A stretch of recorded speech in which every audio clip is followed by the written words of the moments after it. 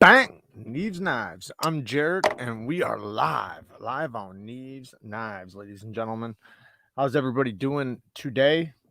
So I seen a question, or a couple questions in the comments before we started, and one is about OEM. What is OEM? So OEM is original equipment manufacturing, and basically it's just who's making the knife.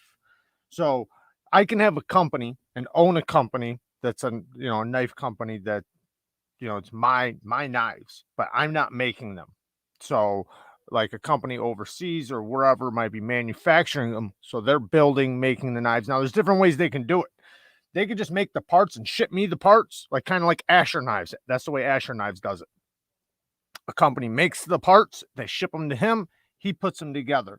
So he'll get it at a cheaper price, and that way he can bring it to us at a cheaper price. And that's why sometimes it might be where he can't make so many, because he's one guy putting everything together. But then there's other ways that you can do it where, like, sometimes if you look at the knife and it says, like, just name a company, Riat, right? And it says Riat on it. Most likely, obviously Riat's the OEM, but I'm saying Riat is making the knife and selling it as a Riat. Then there's knives like, say, Liang Ma or some Ferrum Forge knives, where they're making the parts, but then they're usually assembling them, putting them together, blah, blah, blah. And that's why it doesn't say Riat on them. It just says Ferrum Forge, or, well, Ferrum Forge is with we, or like Liang Ma, right? Like Liang Ma, his will be a Liang Ma knife. It won't even say Riat on. Some do. It just depends on, the deal that they make for that knife.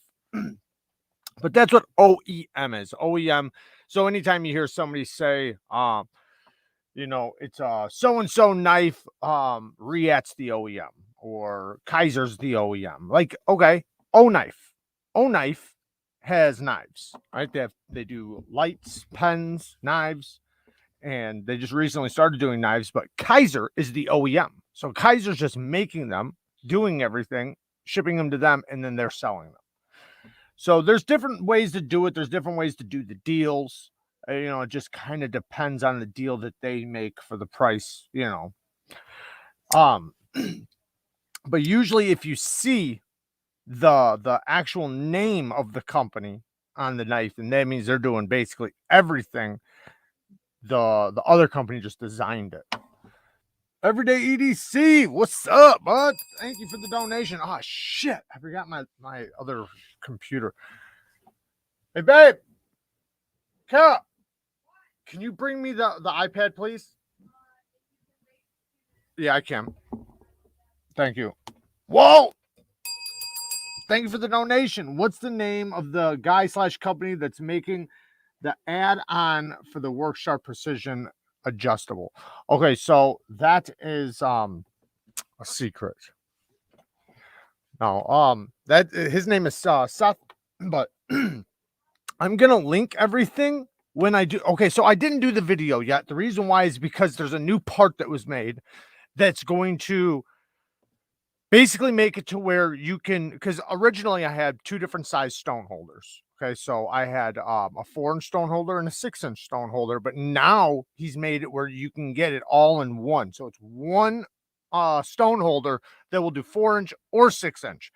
And that's awesome. So instead of just making the video and then making another video, I'm just waiting until that part gets in, and then I'm going to finish the video, so that, it just makes sense that way, because I'm doing all the parts in one video, and these parts do take that system over the top. So I don't want to have to do two separate videos. I've already got one video, and now I'm making another video.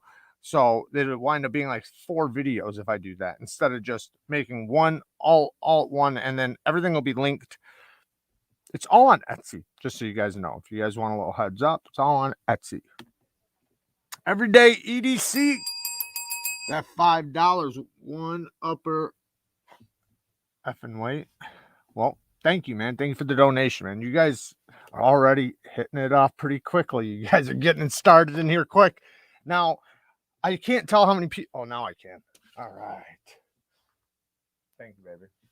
You're the best. You're the best. I want to show you guys something as soon as everybody starts getting in here. Oh man, wait for your guys. This is gonna be your guys' nightmares. Can I What? ask you something? What? Can you are we gonna watch our show when you're done? Yeah, sure. Have fun. All right. Bye, guys. Let me turn this down. All right, so let's see how many people are in here. Come on. All right, don't forget to hit the like button. Knife Nerd, yeah, I was one. Jared handled any Sativian bar locks?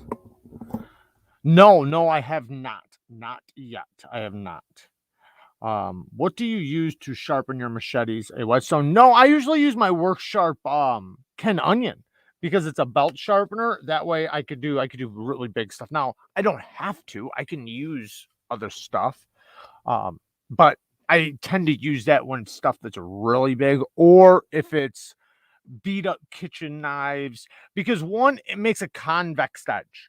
So it's going to be a really tough edge. And like with machetes, you're not necessarily looking for that extremely keen edge like you would a pocket knife. It just doesn't make sense. That's way too fragile for a machete. Now, if I'm looking for that level of sharpness, but then it's not going to be very good for chopping. So, you want the best quality edge for the tool. So a machete is good for chopping and hacking and things like that. So a good convex edge is really nice on those. It'll be the toughest edge while being the sharpest and toughest at the same time. So that's what I tend to do. And fucking those edges come out really good. I mean, they come out really sharp. So it's not like they're that much. I mean, a V grind at a low angle is obviously far sharper than one of those belt edges, but it's like putting a brand new factory edge on the knife. All right, I'm catching up, guys. I'm catching up. Man, Jared, after cleaning out the gunk, that petrified fish is now really snappy. Well, I might have got mine in. Hey everybody, where's the like button? Yeah, find that like button. I appreciate it. Okay, so what do we got in here? All right, so let's watch this video really quick. I got it on the background. All right, so I was gonna wait till some more people got in here, but I think you guys are ready for this. So guess my joke's not funny. I seen someone left it. Man, I can't even remember what it was now. Somebody said something. It was hilarious before the video started. Love the Work Sharp Ken Onion with blade grinding attachment for my fixed blades, machetes, tomahawks. Yeah, and that's the thing. I highly recommend that part or that tool with the blade grinder. I don't use it without the blade grinder, to be honest. I don't think I've used it but a few times without the blade grinder. Now, the other, without the blade grinder, it's fine, and you can still freehand on it without the blade grinder as long as you take off the angle guide. I just don't like that angle guide. It doesn't allow me. Now, certain knives are great in there. There's certain chef knives, certain things, but there's a lot of knives that it doesn't get all the way to the plunge. So you have the whole beginning of your edge that's not sharp. But if you have the blade grinder attachment, you can do anything. And I use that for way more than just sharpening. I use it for changing blade shapes. If there's chipped tips, I regrind the blade. Like, there's a lot of things I use it for. That thing is very, very handy. If a midget smokes pot, do they get high or medium? They get real high. All right, so wait, how to mount stainless blades on that magnetic grinder? The magnetic grinder? I don't know. Kara hooked you up on those new knives, Jared. Those are awesome knives that you got. I'm jealous. I appreciate that, but I'll be honest, guys. I don't want to bullshit you guys. We might be sending the one back, but it's okay. Knife Nerd, but yes, I am very, very blessed regardless. Knife Nerd, hey, my collection is changing direction. Only nicer knives. I have the Demco 8020 and the Microtech SOCOM Elite. Everything else is under 150. That's everybody kind of goes into that transition. I think a lot of people, or most people, not all, because I do know some people that once they got into custom knives, they never went back. They'll buy one user, and it's usually like a Spyderco or something. Everything else is custom. But for the most part, majority of people, they bounce. They start with the great budget knives, and they work their way up to the good knives. Then they go into some high-end knives. Then you'll watch them jump back to the budget knives, because the budget knives are so good, in 2021, that it's hard not to want some of them. Even if you like high-end knives, just because you like high-end knives doesn't mean you don't like budget knives, especially when they're as good as they are. What's up, Blades and Fades? Shout out to Blades and Fades. Definitely go and sub to his channel. Q1 Fiends already got our back. Thank you, brother. Which one are you sending back? Well, I've only opened one. So that one, the one you guys seen. Kara thought it was a custom, so when she bought it, she overpaid massively, and it's. I feel bad, it's not that I want to send it back or anything, but just like with anything, right? With anything, you don't want to pay double for anything, right? And they had it on their site as a custom. They know that. They admittedly know that. So they deceived her, basically. She thought it was a custom, and she didn't know it was a Riet knife. They didn't say that at all. They literally, it said, and they admitted, like she's already talked to them and everything. So she's wanting to send it back because, I mean, fuck, man, it's paying. I mean, they're already expensive, and for what we could get for that money. And it's not like that I don't appreciate the gift. I do. Obviously, I want the knife. But we got to think logically. Like, we're not rich. So, who the hell? I mean, that's like any knife I could name right now and ask you, would you pay double? Most people wouldn't pay double. So, it just puts you in a tight spot. Like, man, we could go get a custom. Right? Like, we could just buy a custom instead, or two amazing knives, two Riet knives. Why pay double than what Riet even sold it for? Doesn't make sense. So it was kind of one of those situations. And like I said, there's so many things we could do with that money that would work out better for, and the thing is that it's their fault, not hers. She knows how to look at knives, and she knows how to read about it. And when you read about it, it basically said it was a custom. It didn't disclose that it was made overseas. It didn't disclose that it was made by Riet. It didn't disclose any of the information, and it was under custom knives. So, and they admit it. So that's why I haven't bought a custom. I can't maintain my relationship with my woman. If I start buying customs, I have to wait for her to buy them for me. There you go. There you go. I've never downgraded with my knife collecting. It has steadily progressed to more and more expensive. If I buy a budget knife, now feels like I'm throwing away money. Well, maybe you just haven't hit that part yet, right? Because I did the same thing. I progressed. Like, I went from like certain amount of knives, and I progressed a little bit, stayed in that range for a little bit, then moved up a little bit. But when I got to a certain point, sometimes you buy a knife and you're like, it's a great knife. It's a fucking great knife, and you love it. You love it a lot.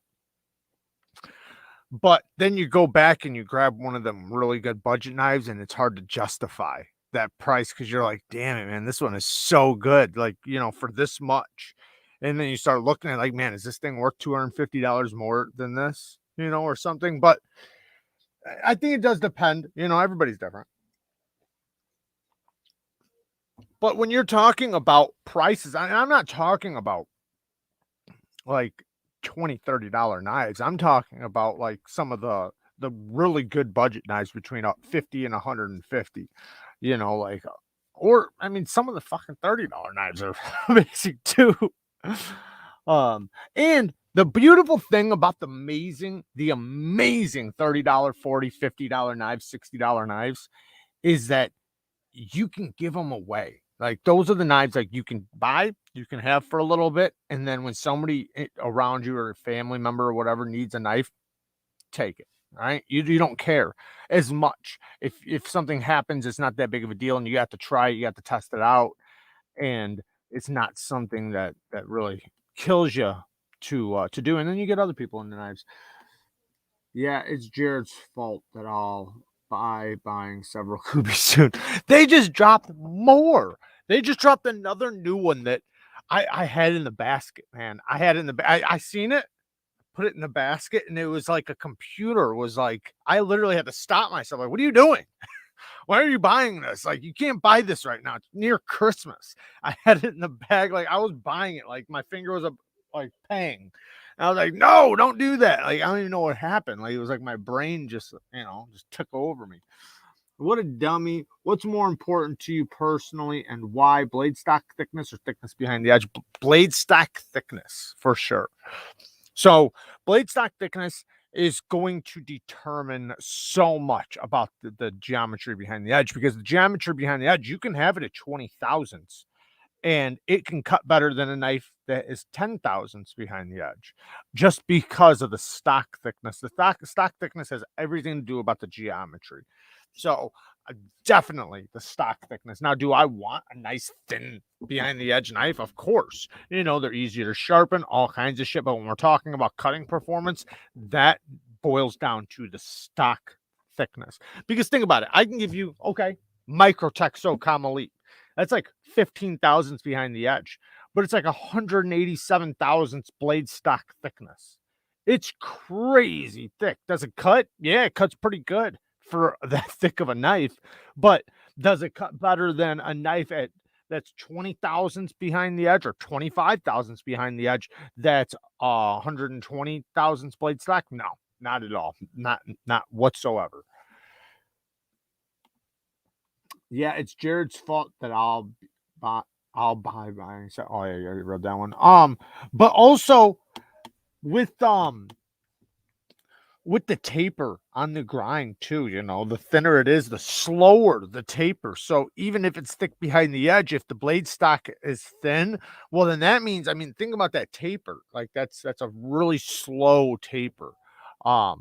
Usually it does depend on how tall the grind is. If you can only have one, what's your favorite Spyderco knife? Mannix 2. I really like the Slish Bowie, so probably the Slish Bowie, but second, there's a lot of work knives out there, so my top 3 would be definitely the Mannix, the Slish Bowie, and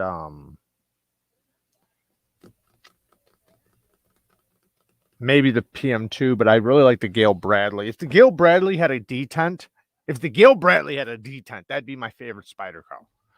But it doesn't. And that just kills me inside. I hate it. I love the knife, but I hate that it doesn't have a detent. Like, I love that knife, man. That is like my style knife, but there's no detent.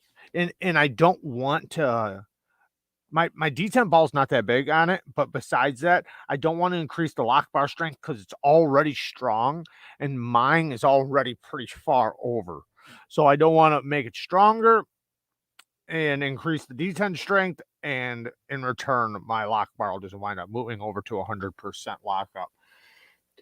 Call me a baller bouncer then. I love collecting all awesome stuff from 27 to 375 and then drool over everything above that. Yeah, I'm the same way. I'm definitely the same way. I like everything. I love, just bouncing around. Bouncing. Bees Blades. Shout out to Bees Blades. Going sub to Bees Blades. I just bought a high-end knife. $70. Now it's time to drop it back down. There you go. Shit, I was in the I'm still in the under $100 range, but you know, I like to buy some decent knives every now and then, but I got to catch up, guys. Wow, you guys are way ahead of me. We got to watch this video. All right. So, but yeah, I like bouncing around. I love bouncing around. So let's watch this video really quick. So all I got to say is, hold the vomit. Hold the vomit. Okay. Hope you guys are ready for this.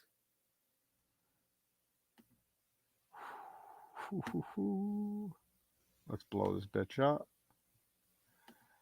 Yeah. All right. All right. All right. All right. There we go.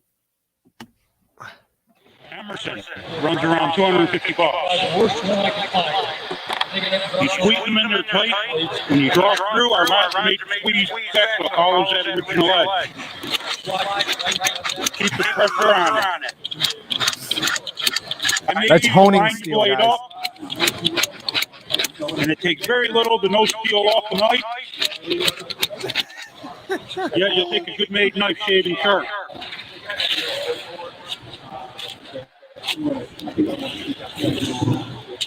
Anyway, hit them on the leather when you're done. That'll polish that edge. Get you a little bit better again. Watch this guy's face. You can see it, don't scratch the sides. Here's your knife, we think. He looks like he wants to throw up. Yeah, better? Oh, man. Oh, it was brutal when I first seen it. Pause it. Maybe we'll rewatch it here in a second. So that's honing steel. Like same thing you get out of a chef block. Same thing. And they crisscross and they have like springs. And you just wham, wham, wham, wham. And then when you hit the strap, that's the exact opposite of what you want to do with the strap. You don't want to beat your strap. Like that's rolling your edge. Now, first of all, okay. The first cut he did, you seen it cut clean, right? What's the big deal then? What's the big deal? It's cutting. That would be literally a pure example of like an edge that might feel sharp, but will go to shit instantly. Like use that once. I guarantee you cut 10 feet of cardboard and you won't have any more edge retention. You'll have to do literally that every like 10 feet because all it's doing, not only is it creating a micro bevel, and even if it hit the entire bevel, there's no way you're hitting it even. So what he's doing every time he scratches it, he's putting a new bevel on it, a new micro bevel. That's what he's doing. So it's not going to be perfect every time. So you have like, it's like an edge, instead of being an edge like this, it's an edge like this. Because it's like a micro bevel. And then he smacks the strap. So fucking anything on the tip of that edge, that if you did have anything left, is now like this. Is round. Because he's literally just destroying that. And unless if he never hit the tip. But the way he's smacking it like that, like when we talk about overstropping usually is the result in lifting. I explained this in my stropping video. It's because when you're stropping, you're lifting your angle. So when you're stropping, you're trying to do the perfect angle and slide across the leather perfectly. But what happens is people tend to do this. And that's what overstropping does. And like if you watch, like if this is the tip of the knife, it rolls like that. And then it just takes the tip of the edge and rolls it. So when he's doing that shit, like he's just literally rolling his edge. Like it was so crazy. I don't know why he would even do that. Why wouldn't you just strop it regularly? Like, but I mean, he already fucking destroyed the edge anyway, so there's really no point. Why even go to something sane after doing what he did? Man, that's crazy. I can't. Oh, did I just take that thing up? Never mind. But yeah, the sound is so bad because you can hear what it's doing. You can hear it just. That was an Emerson, so that's probably 154 cm. He is just tearing carbides. And He's honing. That's all he's doing is he's honing, but he's honing it in, like I said, just doing micro bevel hones, and it's nasty, man. That's nasty. Let's watch it one more time for those of you that just came in here. One more time. One more get it. All right, here we go. Let me add this.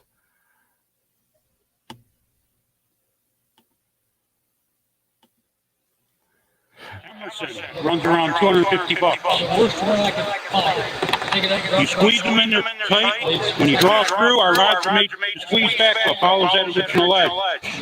Slide tight. Keep the pressure on it. I made these line your blade up, and it takes very little to no steel off the knife. Yeah, just take a good made knife, shaving sharp.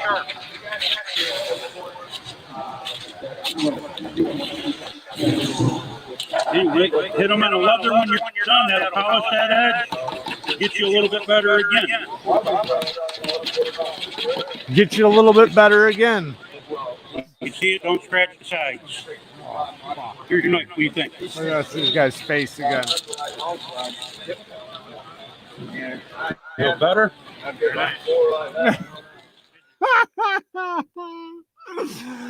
Man, that guy's face. It's sad.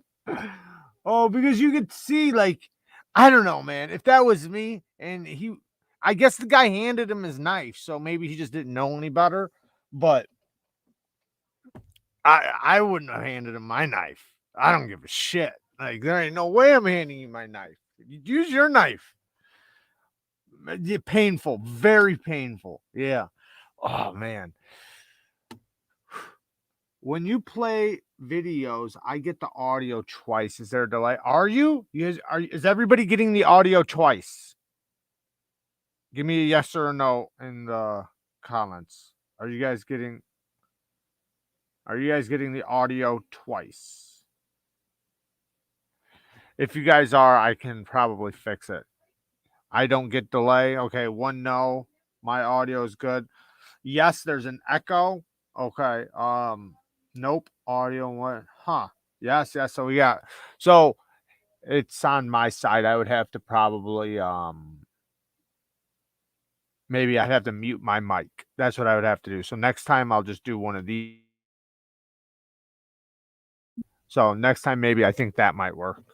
But some people it's good, some people it's not. I don't know. Fuck it. We're not gonna play it again.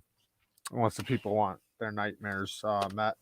So I didn't write anything down. So just so you guys know, we are just free talking on this one. Free talking. Just shooting this shit. I do have some of you guys might not like this, but some of you might be okay with it. Regardless, I talked to Greg Medford, and I don't know if he's gonna come on or not, but I asked him if he wanted to. Me and him talked about me getting one of those ask knives. I asked him, if I could possibly, get one. And he said that they're all pre-ordered or whatever right now, so they're all filled. But he said maybe on the third quarter, he said talk to him on the third quarter, of 2022. And I'm like, awesome, cool. That's great. But I asked him if he would ever come live, and he said, just let me know when. So he might be coming on. So that would be awesome if he does. I know some people are iffy about him. I don't mind him. I like him. So I don't I'd have him on in a heartbeat. I mean, him can talk some knives. Required orders, we can talk about anything like the price of tea in China. Basically, we can talk about whatever. I don't give a shit. We can talk about knives or whatever. JFK files released. I thought they didn't release them. They didn't release the files, which is hilarious. Of course they didn't release the files. And I agree with Joe Rogan on that. You know what that means. That means that they were involved. Because if it was really the mafia, why would they care about releasing the files? Right? Whatever. Riat EXO sold out. Riat stuff a lot of times does just sell out. If you want to get a good, like, and I mean the good Riats, like not none of the older models, brand new models when they first hit. If you want to get them, you need to know when they're going to drop. You need to be on the email list. You have to be ready for them to drop. That's how it goes. We can have a bet to see how long it takes him to go on a tirade. So, well, what I was going to do was I was going to make a set. I was going to tell him, like, hey, all knife talk until 9 o'clock. 9 o'clock, I was gonna have him tell a story. So talk knives till 9, just like we do every day. Talk knives till 9. 9 o'clock story time. We'll talk about whatever you want after that. What knife did you get your wife for Christmas? Well, she's not too far away, so I can't really say right now. I actually got her something else right now. I'll probably still get her a knife too. I still have a little bit of time to order it, but I got her something else, something that's still really expensive. So, and I know she wants it. Like this is something I know she wants because you gotta think her hobby is that. So, I'm sure you guys can see where I'm going. But she still wants a nice little knife though. So I'm gonna get her probably a nice little knife. Nothing expensive because I don't think she wants anything. Yeah, dude, she beats the fuck out of her knives. Like she comes home sometimes and I'm like, what could you have possibly done to do this to this knife? Because I like I do dumb shit with my knives. So it's like, what the fuck were you doing with this knife? Like, would you find a metal pallet and just grind the blade on it? Like because like it'll literally the edge will just have chip, chip, chip, chip, chip, like a shark took a bite out of it. It's like, what the hell did you do? Everyday EDC, another 5 bones. Thank you, man. Arkansas stones, whetstone, ceramic diamond, Veneve resin bounded. Why would someone use anything else other than diamond unless just preference? So there's actually a few reasons. So, well, I'll start with some of the basic things. So there's a different scratch pattern. So, if you ever sharpen with a like a Japanese whetstone, right? If you look at the scratch pattern, it's actually like this. It's not like, how can I say it perfect? So a regular scratch pattern from diamonds is straight lines like that. Japanese waterstone is like X's. It's a weird pattern. It's not the same. So the edge finish is different. That's one thing. Now, they're different steels. So high carbide steels respond really good to diamonds. Now, other chef knives and certain like simple steels in a lot of cases respond better to aluminum oxide and Japanese stones and things like that. Not always. I'm not saying always. There are, a lot of simple steels that respond just the same, basically. It doesn't matter, right? You can use diamonds or you can use aluminum oxide. But then there's some steels that do respond a lot better with natural stones. Now, then there's also the passion for natural, because the stones, especially when we're talking about natural, aluminum oxides aren't necessarily natural, but they have natural stones like Arkansas and things like that. Now, the passion for it being a natural stone, and there is a different feeling. And when you get into sharpening, it's the feeling, you want to be passionate over the stone too, and some of the stones are expensive. Some of them come from, one place on the planet. Like there's different things. So, being able to feel that stone, because different stones feel differently, they sharpen differently. And then sometimes you like that? It's just a fucking hoodie, man. It's just a hoodie. But there's different feelings. So like some people like the feeling of stone. So even though they might like an aluminum oxide stone, they might like a diamond stone, well, then they start wanting to feel a natural stone, or maybe they started off with a natural stone, but because of the feel, like I'll tell you what, I've had stones that were very difficult for me to hold an angle on, hence ceramics. I had the most difficult time holding my angle on a ceramic stone because I was used to everything else and I was used to feedback. You don't get feedback from a ceramic stone. Not like, it's different. Like you do get feedback, but the feedback is different. So now you have to learn the sound and the feeling of that stone. So when you're sharpening an aluminum oxide or a diamond, it has its feedback, and basically it's talking to you the whole time, and you're listening for certain sounds at the exact same time while you're feeling. So if you feel something and then you hear that certain sound, you'll know I'm lifting too high or I'm laying back my angle too far. Now ceramics are a little different. So with certain stones, people get better results. A lot of people get very, very good results from natural stones because of their feedback. So there's lots of reasons why, but when it boils down to just a good reason, it's certain steels respond better with different stones.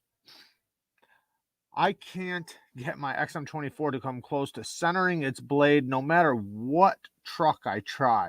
The furthest I get away from the show side is maybe 1.5 inches. I noticed there's like my 24, I think, is centered.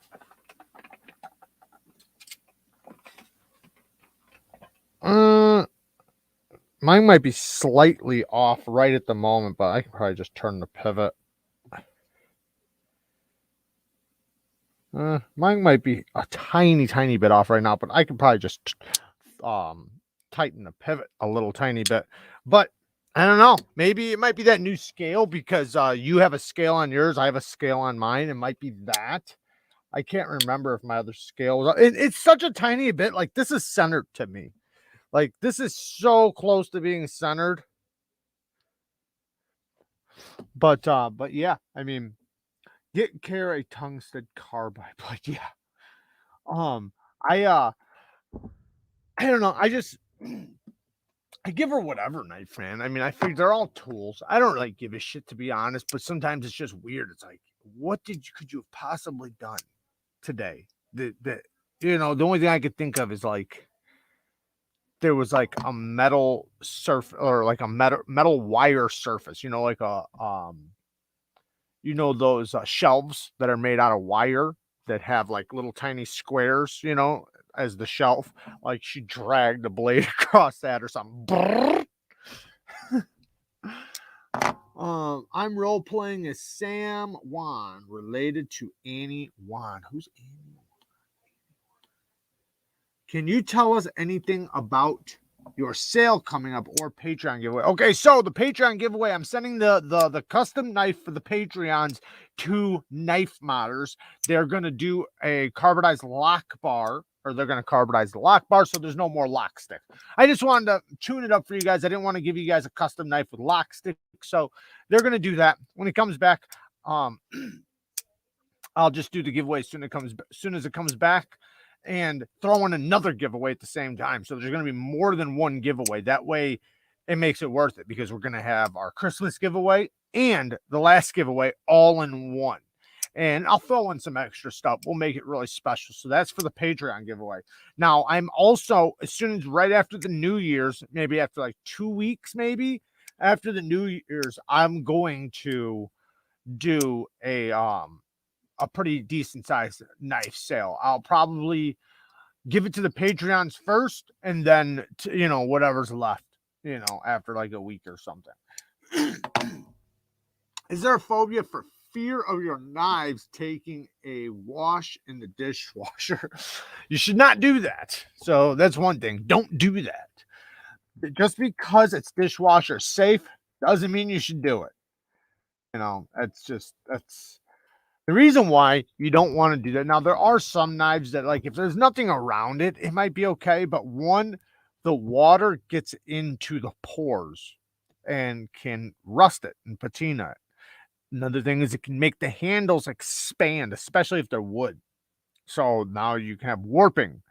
Another thing is, when the water and, is blasting stuff and they're like clashing together, you're just wrecking the edge. It's just better.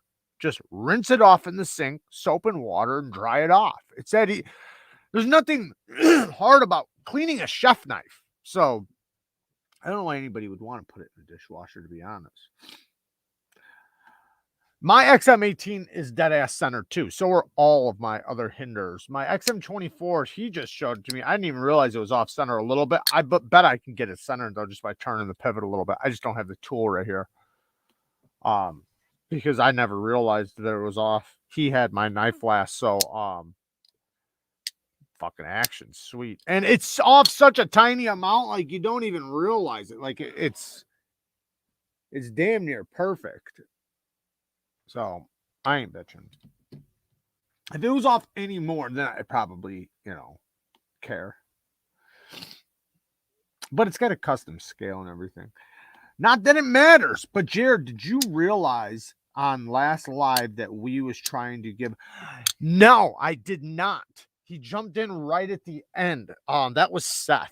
He told me to let him know next time I go live and he'll come in and do a giveaway. I didn't realize that he was trying to do a giveaway, but I could contact him right now and tell him to come in here. He said just let him know and he'll come in here and do a giveaway. But I'd rather just have him on. I don't know if he'd be prepared right now. I told him I go live every Wednesday and Saturday at 7:30 p.m. Central Time, but I'm not sure if he's even like ready or prepared. But no, that's awesome of them, and I appreciate it. Seth's awesome. I like Seth a lot. He's a good dude. He's always been awesome to me. Always been very friendly. Always hooked me up with anything I've ever asked for. He's just always been really cool. I give him a lot of props. Shout out to Seth. I call it centered so long as it doesn't rub on the side. Right. I mean, there is a point of which I don't want to see. Right. Like there's some, like if I get a brand new knife, I don't want to see it off centered. Of course not. Especially if it's over $100. I mean, for any price, because the way I look at it is if I can get a fucking $30 knife with perfect action and a perfect centering, I should be able to get a $100 knife the same way. Now, like I said, this to me isn't really off because it is off, but I mean, like, there's a point of which it's like, you know how there's the center, right? There's the exact center. And then there's right next to center, where it's basically centered. It's just, you can tell it's slightly off. That doesn't bother me. Now, if we talk about where the blade is actually like this, then yeah, that bothers me. But to me, this is just a loose pivot. Even though it's not loose, it just probably needs to be tightened more. Plus, like I said, this is aftermarket scales on it, so might have something to do with that. Or not, it's not aftermarket, actually, it's Hinder scales, so I don't know why I said aftermarket. I wash my knives in the sink all the time after heavy cutting. No issue. Yeah, I do the same thing. I'll wash my regular knives in the sink. I don't give a shit. Especially if I use my folders in the kitchen, right afterwards, I just rinse it under the sink, dry it off, bang, bang. Sometimes I'll use a little bit of soap. Sometimes I don't. But on chef knives, I just wash them right there in the sink. Especially the good ones.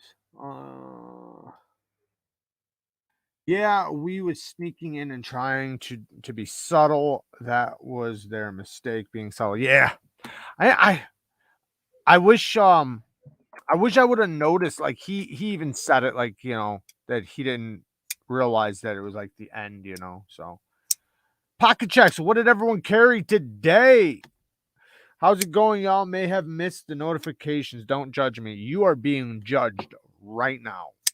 I hope you've hit the like button at the very least.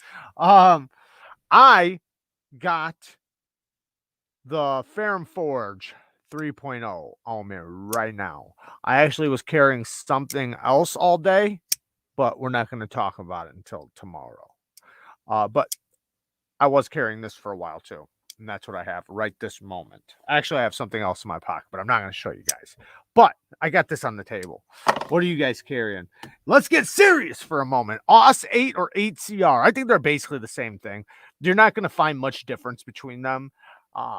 They're basically the same thing. So I think I'd feel better about AUS 8. Just because the letters are before the 8 instead of after. Now, there are some AUS 8 and 8CR knives that I think are okay to beat 8CR. Like here, let me show you guys one, actually. Like this little guy. this little guy is a double detent knife, the CRKT Symmetry. It's a double detent knife. Super fidgety, man. Super smooth. But it's so thin. If you look at this blade, like even the blade stock thickness, it's thinner than that because the blade goes like this. Like this is the stock thickness. Once it gets past this point, so from here forward, it goes just like this into really thin, like super thin.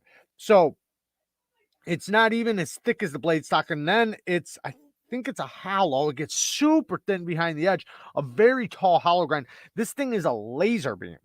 This is like the exact definition of a laser beam. You wouldn't want to get any thinner than this, put it that way. Like I can even bend the blade for sure. Like look at this. I can bend the blade. It's very thin. So something like this, HCR is great because you're not going to be hard on this. You're not going to be tough on this. This is going to be open it up, close it up. You know, bang, bang, bang, you know. So in this case, HCR is perfect. And that's what it has on there. I'm not mad at it. Perfectly centered. The action is stupid good. Reversible reversible deep carry pocket clip. And it's got this little lanyard guy back there. It looks good. Like it feels like it's titanium, even though it's not. Nice little package. Like this is a cool little gift knife for somebody who doesn't really know knives because it's super easy to flip. I mean, I guess a locking knife would be better for somebody that's not a knife person, but Brandon Gavin says HCR all day. Does anyone know when the more Malia is going to be released? I don't know actually about that one. Is it normal for a button lock to have a slight amount of lock rock? It's actually blade rock, but yes, it is. It's so on high-end knives, you got like it's hard to say. I don't even want to give like a percentage, but there are some that do really good. Like ProTechs do really good. The Ferrum Forge ProTech knives are really good. There are a few companies that do it really, really solid, and they don't have any blade rock. But what happens is when the spring wears in, the groove where the plunge falls into the groove, it's not getting as much pressure because the spring is breaking in, or it's worn out the groove. So what winds up happening is there's a gap between here. So the blade just shakes back and forth. So if you put a stronger spring in it, it'll push deeper and then it won't move. But since it's just this movement, it's not going to hurt anything because it has to still push through this to break. You know what I mean? It still has to push through this to break, kind of like an axis lock. Yes, it's weaker than an axis lock, but I'm just saying similar. But it still drives me nuts, to be honest. And I do have all my button locks except for a couple have that issue. But it's just kind of common with button locks, except for like really good, like ProTech. ProTech is, they make automatics. So since they make automatic button lock knives, that's what they've perfected. They've perfected that lock. And it does have a lot to do with the lock face geometry coupled with the strength and of the spring. Because if they can get down that lock face geometry, it's great. Now, Tucson, they're still trying to get their button locks down, but the one thing they do have is a fucking really strong spring. And that's why the Vandal, is that what it's called? The one from LTK. The reason why the first batch came out and you couldn't open it is because the spring was just too strong. Well, now, like with this knife, it is rock solid. I mean, super solid, but I have lock stick. So if the lock stick goes away, is it going to wind up starting to get blade rock? I don't know. We'll see. Well, any recommendations on a knife that has almost identical ergos as a ZT0562? Not an XM18, though. I'm aware of those. I mean, identical ergos. I think there's a lot of knives.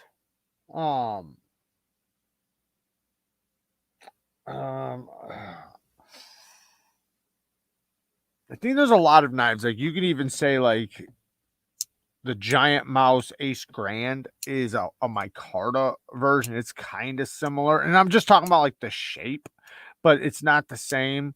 It's hard to say. There's a lot of them though. Just kind of depends on the material you want because there's a lot of them. It's a pretty simple blade, or sorry, handle shape. So, even I guess that's a little thicker. I don't know. There's a lot though. How do you feel about chisel grinds? I haven't had any experience, but always wondered how they perform and the decision why to do this. So they're awesome, to be honest. I always didn't like them because they look weird. Like I always didn't like them because it just was weird to me. All right. But after I got some and I started cutting with them, they cut so good because they can do it where the cutting geometry is thick, but it cuts better than the geometry because the behind the edge is like half as thick. So it can be thick behind the edge because basically the edge bevel is going to be lower and it's going to be thinner. So, but yeah, they cut very good. Why would people want it? Well, they cut really good. That's one thing. And they cut one direction really good. So, like chiseling, right? Like cutting, into wood and things like that, it's going to do really good. Now, some people say that, like, say, going through cardboard and things like that, your cuts kind of turn. Maybe a little bit. I don't notice that. I don't have no problem controlling it. So, I don't have no issue cutting with a chisel grind, and a lot of workers really like them. If you're like for like say a self-defense knife, they cut deep and fast because that's one thing, man. When you do a chisel grind, even if I take a regular knife, if I take a regular knife and I sharpen just one side at 15 degrees 15 degrees on this side and 30 degrees on this side, it's gonna cut really, really good. And if I went to cut something like somebody, it's gonna cut into you really fast. So it's gonna do damage really fast. Just having that very low angle. Or even if you just turn this into a chisel grind, not a chisel grind, sorry, a chisel edge.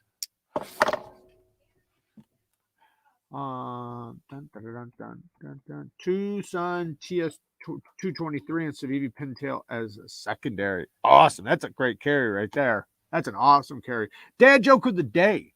What did the knife tell the tuxedo? Looking sharp. Got a Spyderco Bow River for my mom's Christmas. Do you have anything else that comes to your mind, like nice knives that could be used in the kitchen?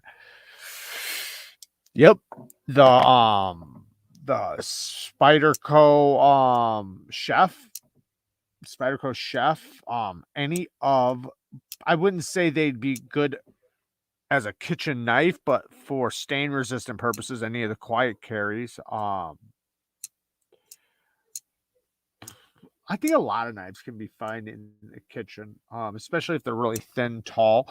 The Picaro's D2, but you can get it with a coating. That works really good in the kitchen, to be honest. I know it's not a flat grind. I know it's not a full flat, and I know it has a hole in it, but damn it, it's thin and it cuts. I would say if you're really wanting something good for the kitchen, what would be really good, but it's big, though? The Max Ace Goliath. That's a great kitchen folder because even though it's D2, I know it's D2, clean your shit, but it's such a tall grind. That thing is so thin behind the edge. That would be a great one. But it depends on the size knife you're talking about. Q and Fiend's got the 940-1. Scott, you cutting out some serious fruit. My sure want to venture into adding. Yeah, I'm not sure if I want to venture into adding some thumb studs to it.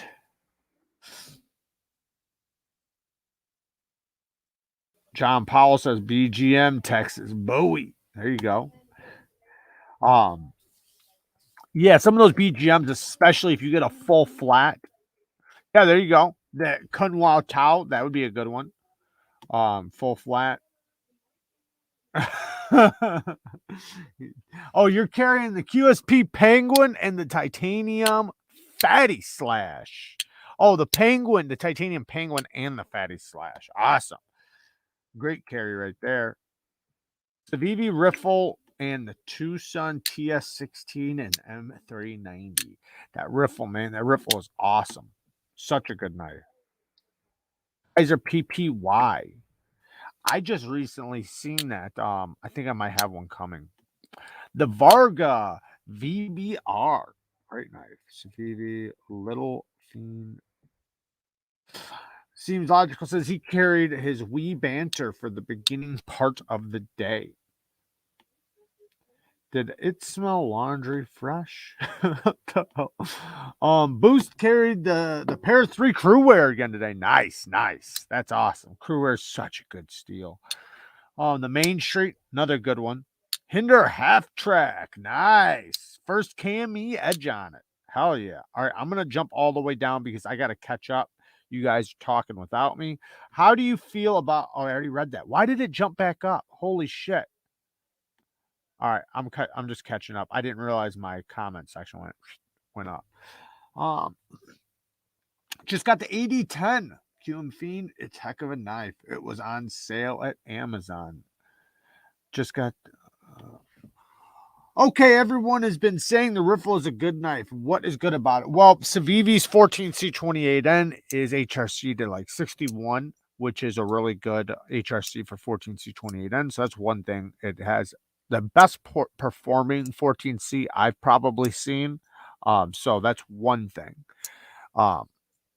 And then it's nicely ground. It's nice and thin behind the edge. The action is really good. The detent's on point. Well, I did try 2 that had light detents, but you can strengthen the detent. If it's too weak, you can strengthen it so easily. Like you don't have to have it like much knowledge to strengthen a detent on a liner lock like that.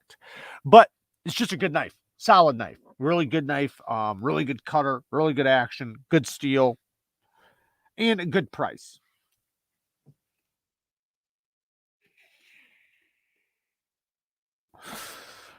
Do you still not like putting micro bevels on knives? No, I don't mind putting micro bevels on knives. I kind of take that back.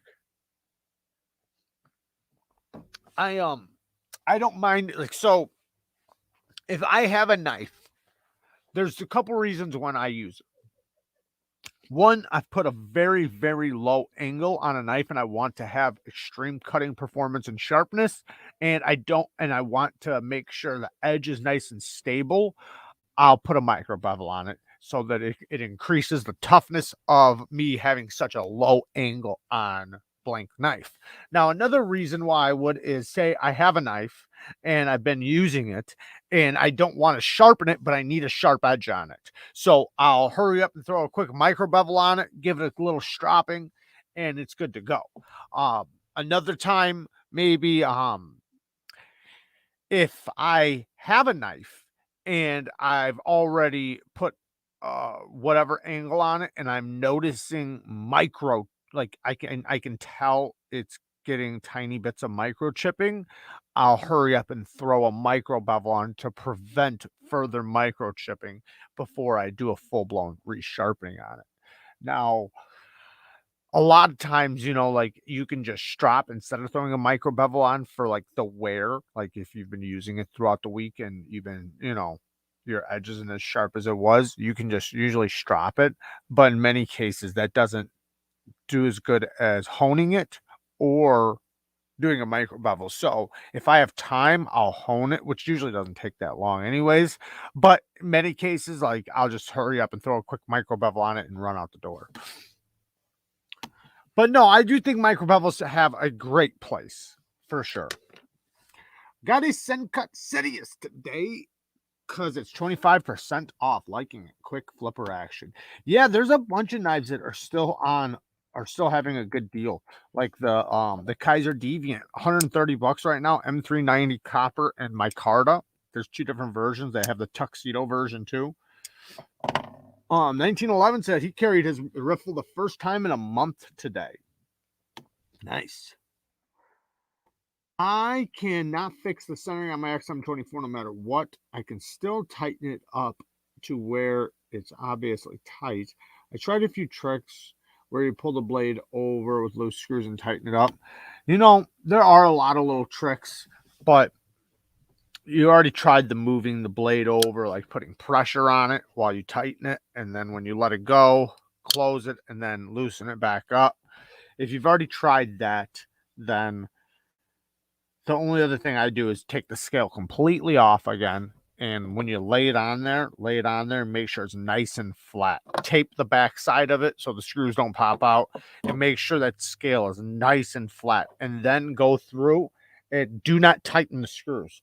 Just get them to where they're ready to be tight. You know, like screw them in, not tight. They're still loose, but just to where they're like ready to be tightened on all of them.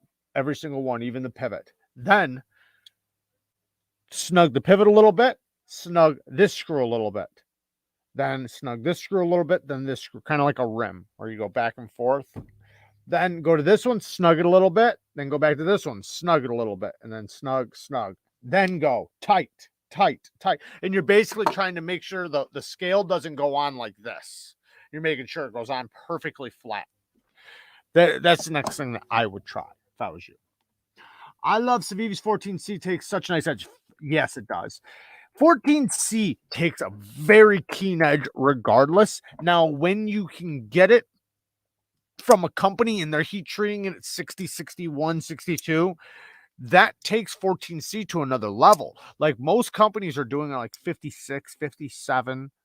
So, but there's nothing wrong with 14C at 56, 57, 58 HRC. Like it does fine right there, but it's not going to get the edge retention as if it was 60, 61. So you're going to probably lose a little bit of toughness at 60, 61. However, it's a tough steel to begin with. It's a really tough steel. So there's no reason for them not to heat treat it at 60, 61, in my opinion. So I love it that Civivi is doing that. And in return, even though it already can take a really keen edge, at 60, 61, you can really get a keen edge. Like, holy cow, it gets fucking ridiculously sharp, dangerously sharp. Then it takes, and even with an insane polish, like you can polish the shit out of it and it's still like just nasty sharp. Then it holds a really good edge. So, you know, especially for the price, because a lot of times the price ratio kind of falls off, right? Like there are some steels out there, you know, it's starting to question like, why is this going to be this much money, you know? And I understand there's a lot of variables, so I'm not talking shit about nothing. But with 14C28 on, we get it for a really good price. Even if you're paying like $100 from Tucson with titanium and stuff, you're paying for the titanium. They're not charging you that much for the 14C. So that's a fantastic price. And then from like G10 and my Cardinide, you can get it for like $50. That's awesome, in my opinion. Then you have other companies like Rake selling it for like $30, but they're going to be heat treating it probably more like 57. Jared, when are you doing your knife of the year video? I'm curious to see what you're going to pick. I'll pick it right before the New Year's. Because I have a couple knives coming. I don't know if they're going to come in time, but I'm going to do my budget knives of the year. My best, I think, like my favorite budget knives are what I think did it the best. And then I'll do like my favorite above 50 knives and $50 knives, and then I'll do like my top 5 knives of the year or top 10 knives of the year or something. But I have a bunch of videos coming. Like my videos from here forward are gonna be like that. I do have a few videos where I'm gonna do like 5 fasts, like 5 fast or 7 fast knife reviews, where I do just one company's knives and then another company's knives. But then it's gonna all boil into the best knives of the year.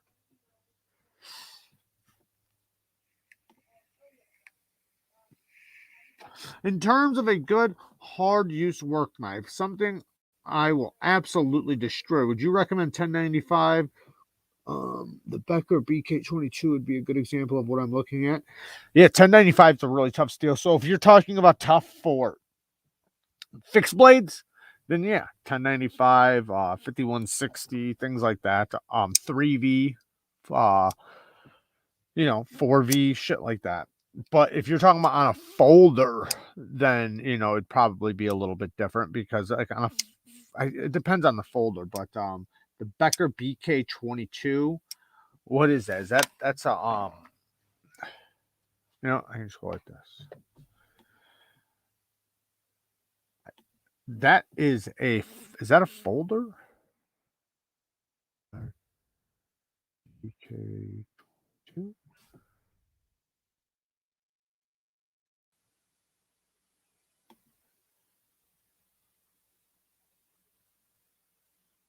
Oh shit, where is it?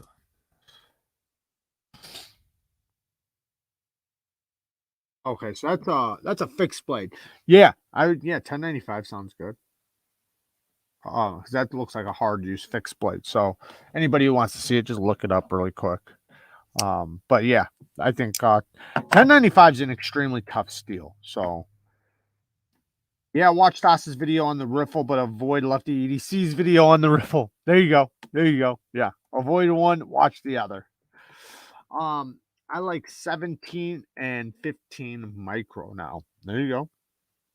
I usually do with my micro bevel, to be honest. Sometimes I measure it, but a lot of times I don't measure it. It's just, whatever it winds up being. But it's usually probably if I do 17 degrees per side, then I will do like a 25-degree micro bevel or something, 20-degree micro bevel.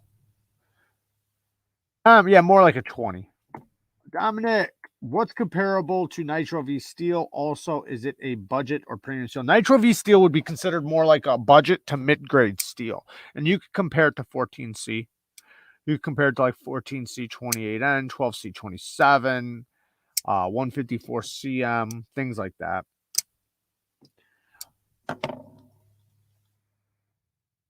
Top Gun. But, with any steel, comparing it, you're not comparing, like, there's still going to be differences. You're basically comparing, like, I would compare Nitro-V more to 14C than I would 154 CM, but you're comparing just like how much edge retention it'll get, the ease of sharpening, sometimes corrosion resistance, sometimes toughness, but it depends. But you're not really you mostly see that on just regular folders. So K bars are good, but if you can spend a little more for an SE4 or something, their warranty is best on fixed blades. Yeah, I always recommend SEs because of their warranty. Their warranty is so damn good that you can't argue about it. You can deliberately break it and they will replace it. That's what companies do that. I'm catching up, guys. I can see I'm way backed up. So anybody who left a comment or a question that wants me to answer it, leave it again. If I miss it, I apologize, guys. I'm trying to keep up, but just leave it again. If I answer everything, I'll only be halfway through the comments. So just ask it again if it's important.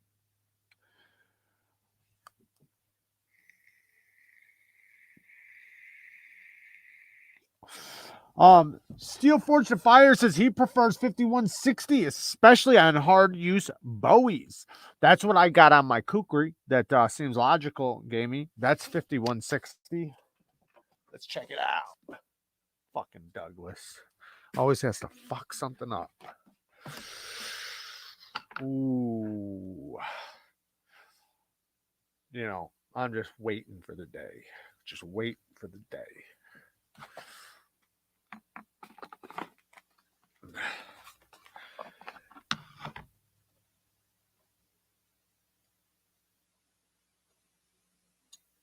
Can you imagine going into somebody's house and they pull a fucking kukri out? Like, you would hope that they pulled a firearm out. You know what I mean? Can you imagine somebody breaking into a house and the guy's got a kukri, not a firearm, a kukri? Oh my God. That would, like, way more terrifying. You get a chance to sharpen my asher? Yep, they're all done. I sent you pictures. I think I did. believe I sent you pictures. Yeah, I'm gonna I was planning on shipping last night, but I didn't. So I'm just gonna ship tomorrow. So everything will be shipped out tomorrow, guys. But yes, they are done. I thought I sent you pictures. If I didn't, man, just message me after this and I'll send you more pictures. I still have them. Meaning the pictures. I can always take the pictures again if I need to. But yeah, going into a house and the fucking guy pulls a kukri out. Holy cow, that would terrify anybody. Like you just firearms can miss, but not a kukri. So true, so true. But also you got to think about, like the firearm, like you said, you can miss, but it's gonna go through and through. This, it's the damage is like it's so much more personal, and just so much brutal. Like when you get shot, you hope. I mean, I guess you kind of hope for the best, right? Because I'm not going to hit your ankle with this. You know what I'm going to hit with this. So, with bullets, you got a chance of still getting away and running. If I get you with this, you're not going to get away. Like the first hit is just going to follow up with a second one. Like whoo. And I've seen some people get stabbed up and cut up before, so I can't imagine that type of damage right there. I seen my mom in here. I don't see her no more. Oh, there she goes. Hey, Mom. Hi, sweetheart. Hello, everyone. Hello to my mother. Firearms, Miss Kukri's can. That's where I was. Is that a kukri in your pocket? She's asking. Talking about Becker knives, I got the BK4 Machax with a edge from Jerry Fisk. Thing's a beast. Nice. Hell yeah. What about my BGM Bowie? Same thing. Like that it's so thin that would do incredible amounts of damage. Like you can't even fathom. This would definitely do it too, but it's different. That is going to be bone breaking. You know what I mean? Not just bone breaking, but obviously cutting too. But that is going to be straight slicing. Like you're not going to break the bone with that. You're definitely cutting to the bone though. So let me just go grab it so I can show people.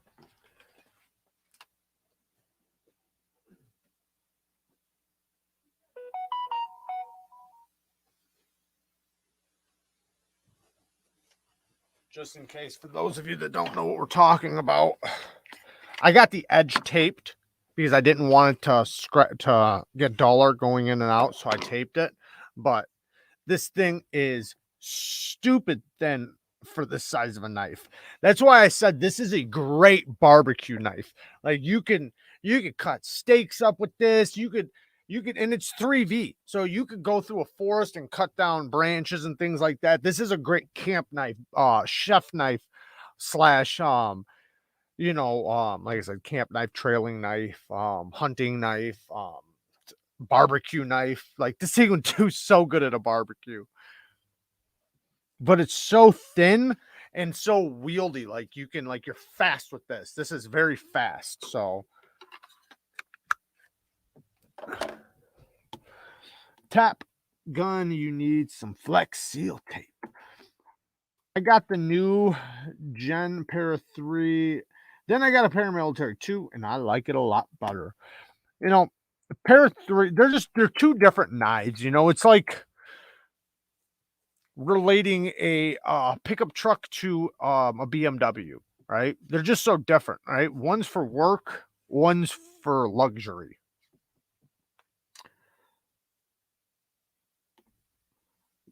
It's awesome. Now I want one. Me too, for sure. I'm wetter than a hog's asshole in the middle of July, but the leak has stopped. Thanks, bees around file. Okay. I love that Kara came by in one of the recent lives and was like, "Why haven't you sent back this kukri? Because it's mine." I know. It's funny because she was in that video when we were chopping stuff. She sometimes just forgets and mixes things up. you know, you got to think she's not following along. So, you know, she mixes it up sometimes. I would do the same thing if I was her. Up and close, limbs are falling off. Right. In my country, we pull katanas on burglars. Yeah, you don't want to get hit with any one of them. So most people fear getting shot, you know, especially in the US. That's definitely what you fear. You fear the bullet. But that's what I mean. Like you walk, like if you can imagine being a burglar and already having the fear of somebody around the corner with a firearm, then you turn the corner and you see they got a fucking kukri and they're just running right at you. Holy shit, man. Oh man, you've never heard a man scream like that type of scream. They'd be gone. They'd be running into everything trying to get away from you. Jared, your mother is here, and John Fall wants to know how in all the holy fuck do you sharpen serrations? So there's different ways to sharpen serrations, and I did say hi to my mom. So serrations, like if it's one-sided serrations, which is usually how serrations goes, the way you actually do it is you sharpen the other side. If it's not damaged. So if we're talking about, we have serrated blade, right? You have a serrated blade. Let's say the serrations are on this side, where the angle of the cuts are on this side. Turn it over, there's nothing on this side. This is the side you want to sharpen. You remove the steel, and what happens is it gets you back to a fresh edge on this side of the serrations. Now, if the serrations are damaged all to hell, you can use a file. You use a diamond file. Now, or a ceramic rod, but it has to be a thin rod. They make these. They make the little rods, and they make the little diamond rods. You can get the diamond rods that literally taper down to like a needle point. So you can get the small ones and the big ones, and then you would refile them in and make sure you get them nice and clean. Try to hold your angle really good because you want it to be a perfect flat angle. The biggest problem with people doing serrations is they go like this. You want perfect flat angle. That's the biggest deal with serrations. The biggest deal with serrations. And some people, excuse me, guys. Some people take the rod, and they'll hold it. Like if they can get it in a fixed position, they can take the knife and put it there and go like this up the rod, because they can actually hold the knife firm like this at an angle and just go up it. But if you're going to do the same thing and go like this, then it's not going to work. You need it to go perfectly flat. So that's why I said if you can get the rod, or another thing, you can get a Dremel and go really fast. Get a Dremel it in, but don't do it on high. You don't want to burn the steel. Make sure it's wet. Put oil on it or get it wet, and you can Dremel them in, but clean them up after with some type of ceramic rod or diamond rod. And then when you get the burr on the other side, hit that burr off. Knock that burr off. Make sure you you do still touch up the other side. You're only wanting to knock the burr off of the other side. Currently sharpening S90V, polished or toothy. You can do S90V with either one. It takes a really good toothy edge, a very, very good toothy edge. I usually like it between 600 and 800 grit for my toothy edge. I usually don't go lower than that, but you can do it. I have right now, I got my my S90V at 300 grit.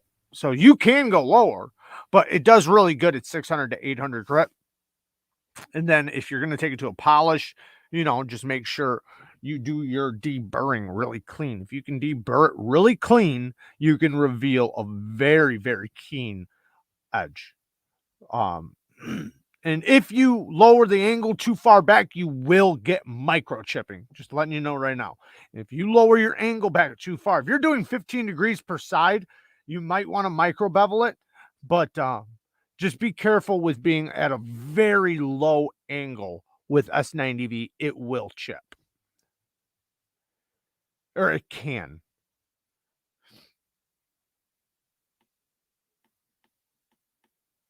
All right, I'm catching back up. In the knife is made by M&P. Use a toothpick to sharpen the serrations. Beat the hell out of it and throw the stupid thing away. Story time, at least. We got 10 more minutes. 10 more minutes. Squirrel.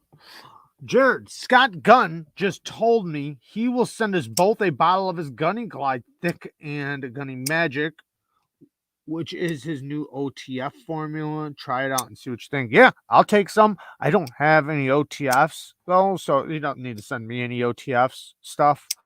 I mean, I'd take it though for when I work on them. I mean, I work on them all the time. I just don't have any. Daughter is going to use it for CIA school. Bang. I'm the guy to ask about kukris, but who is the guy to ask about Bowie knives in the community? I own a couple, but want to know who makes the best Bowies. BGM is who I would say would be the best person to ask about Bowies. I think he makes some sick Bowies. But I mean, I don't know.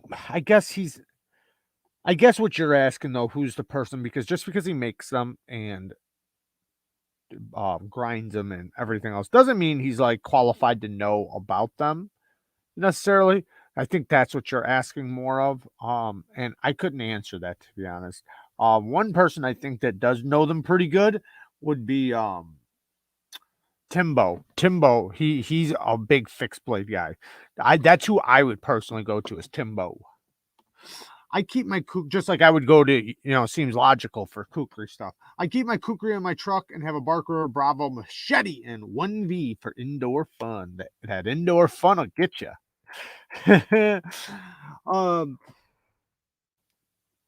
I'm sitting here looking at my Neutron 2 and I'm wondering, do they strop after they sharpen from the factory? And if not, how do they get rid of the burr? They usually use a buffing wheel.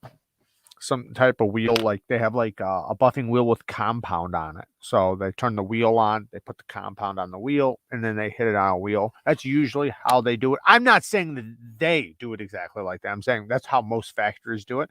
Now, some factories actually do have a regular strap and they just strap it. It just depends on the factory, but most production companies, they do it like that.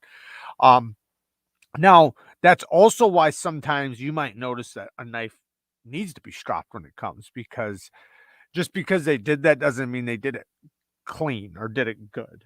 So, there's nothing wrong with, as soon as you get a knife, hit it on a strap properly, because, you got to think most edges from factory, and I'm not saying all, but a lot of them are like 300-400 grit. So a lot of them, with that low of a grit, when the burr gets removed, it will actually tear out a little bit. That's why sometimes you'll feel a factory edge and it almost feels rocky.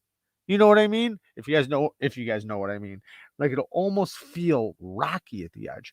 Well, it just needs to have a good clean deburring, or obviously a real or a new fresh edge. But if you're wanting to keep your factory edge as long as possible, do that. Or you can do like what we were talking about earlier, doing a micro bevel or a hone. You can take and just barely take a ceramic rod, just take it very, very lightly and just no pressure. Ceramic rod, no pressure at all. Just go. You don't have to worry about the angle too much. Just make sure it's not laying flat and make sure it's not straight up and down. Go about halfway in between that and just very lightly. Then hit the strap. It'll take care of all those little tiny micro marks. Now, if you can figure out an angle and hold an angle really good, you can hone it, which would be the most effective. But that does take, a little bit more skill. I don't own a kukri, but I do have a Mineral Mountain hatchet. Works speed stick katana. Can't argue with 18 inches of sharpened 5160. Bang. Is my Cold Steel Spartan a kukri? Yeah. I mean, it's not like a kukri fixed blade, but it's a kukri. It's kukri blade shape. I think I'd rather get shot than stabbed. I agree. Well, I mean, if we're talking about a shotgun, then I'll say something different. But if we're talking about Most of the time, yes, I would say I would rather be shot than stabbed. Stabbed is just so much more personal, and most stabbings are not one. Most stabbings are multiple. So it depends on the situation. We're talking about one for one. One for one. I'd ask where, but most likely it'd be the bullet. In my country, we pull AR-15s out of our assholes for burglars. That's assuming they're stupid enough to try and break in. America! By the way, is anyone in the knife community affected by those tornadoes? Does anyone know? It's sad that anyone was affected. It was terrible. Yeah, prayers for all for sure. Yeah, I know a lot of people were affected. I mean, I don't know them personally, but we talked about the last live, and yeah, that sucks big time. Do you have any butterfly knives? If so, do you know any tricks? I don't know any like crazy tricks, but yeah, I got a couple butterfly knives. I mean, I can open them up. I can do like not nothing. Like I don't really care about tricks personally. I care about reliable opening, and I can do that I've been able to do that since I was 8 years old. My first butterfly knife I had like when I was like maybe 10. My first butterfly knife was probably like 10, 11 years old. So I've been able to, you know, I've been messing with them since then, but I didn't really care about the tricks and stuff with them. I cared mostly about just being able to reliably open and close them. So I don't know a lot of tricks or anything. I know a little bit. I seen something online that a guy went after a burglar and ended up killing him in the street with a katana. Crazy shit. I seen one. What about a knife sharpener? What about a knife sharpener, Mom? I am a knife sharpener, Mama. She doesn't know, guys. She doesn't know. I'm gonna have to tell her about it. We'll tell. Oh yeah, I seen one where there was a guy on a bike, and he was coming one direction, and a guy walking was coming another direction, and they kind of like bumped into each other, like not hard or anything like that. And there was the one guy was big, like he was a big dude. I'm not saying like he was like really big, but the guy he was looking at was a lot smaller than him. Well, the big guy that was on the bike kind of like talk shit, right? Well, the little dude just looked at him, and he wasn't like really little, but you know, he was smaller than the other guy. Fuck pulled out a knife and just walked right towards him. Well, the big dude jumped off the bike, right? And was like not talking shit no more. Like he's trying to like get away from him, like trying to put the bike in the way. But the little dude was like, nah, dude, you already opened your mouth. And fucking just went at him and started getting him. And to be honest, it didn't even look like he stuck him. It was just so fast. I mean, not saying like the altercation was like 15 seconds maybe, but it almost looked like scrambling more than a knife attack. Dude died. Dude died right there, right there. He fell right over his bike and was done. Like he like kind of stumbled, or maybe it wasn't his own bike. He fell on somebody else's bike actually, but he wound up after he got stuck, dude wound up just turning around and walking away. And dude like didn't even make it 5 more feet, just fell. Dude knew where he was stabbing. He stabbed him clean, like really clean. Not that any stabbing is ever clean, but you guys know what I mean when I say that. Like he hit him in the right area. All right, we're catching up. We're catching up. That katana thing was in Australia. He was a dealer and a customer tried to rob him. I didn't tell this story before. While Joe has a knife sharpener, I was wondering if it would work on a serrated blade. I don't know what knife sharpener you guys are talking about, Mom, but I would highly recommend not using whatever sharpener you guys are talking about. I would honestly, Mom, I'm not. Let me talk to you after this, or not after this. We'll talk on Sunday and we'll talk about it. But I can almost guarantee I'm not gonna recommend whatever you guys have. But I do professional sharpening, so it's a little different. Um, it's hard to talk. Like I understand why people would use like those electric sharpeners and things like that because they don't know any better, but they do more damage than good. Especially if we're talking about a quality sharpening. Like a good quality sharpening requires a stone. So if you're not talking about some sort of stone, then, you know, whether it's diamond, natural, aluminum oxide, something like that, then I'm going to disagree with it. I could agree with a belt sharpening to some degree, like, especially like if it's for sharpening, you know, or for knives. So if it's a belt sharpener, then I would recommend it, you know, for kitchen knives and things like that. But we'll talk on Sunday, Mom. Um, so what the hell was I about to say? Oh yeah. That Catan thing was in Australia. I was gonna talk about this. So this guy I know, actually he's dead now. He got murdered. But before he got murdered, he was working, he owned a quickie mart. And this was like a couple years before he got murdered, but he had this he had this store. And it basically, like, he bought and sold things out of there and did lots of deals and stuff. But they sold like all different kinds of stuff in there, like you could imagine, right? So he's in there. This dude walks in there and pulls a knife out on him. And the dude, this my friend, he's affiliated, first of all.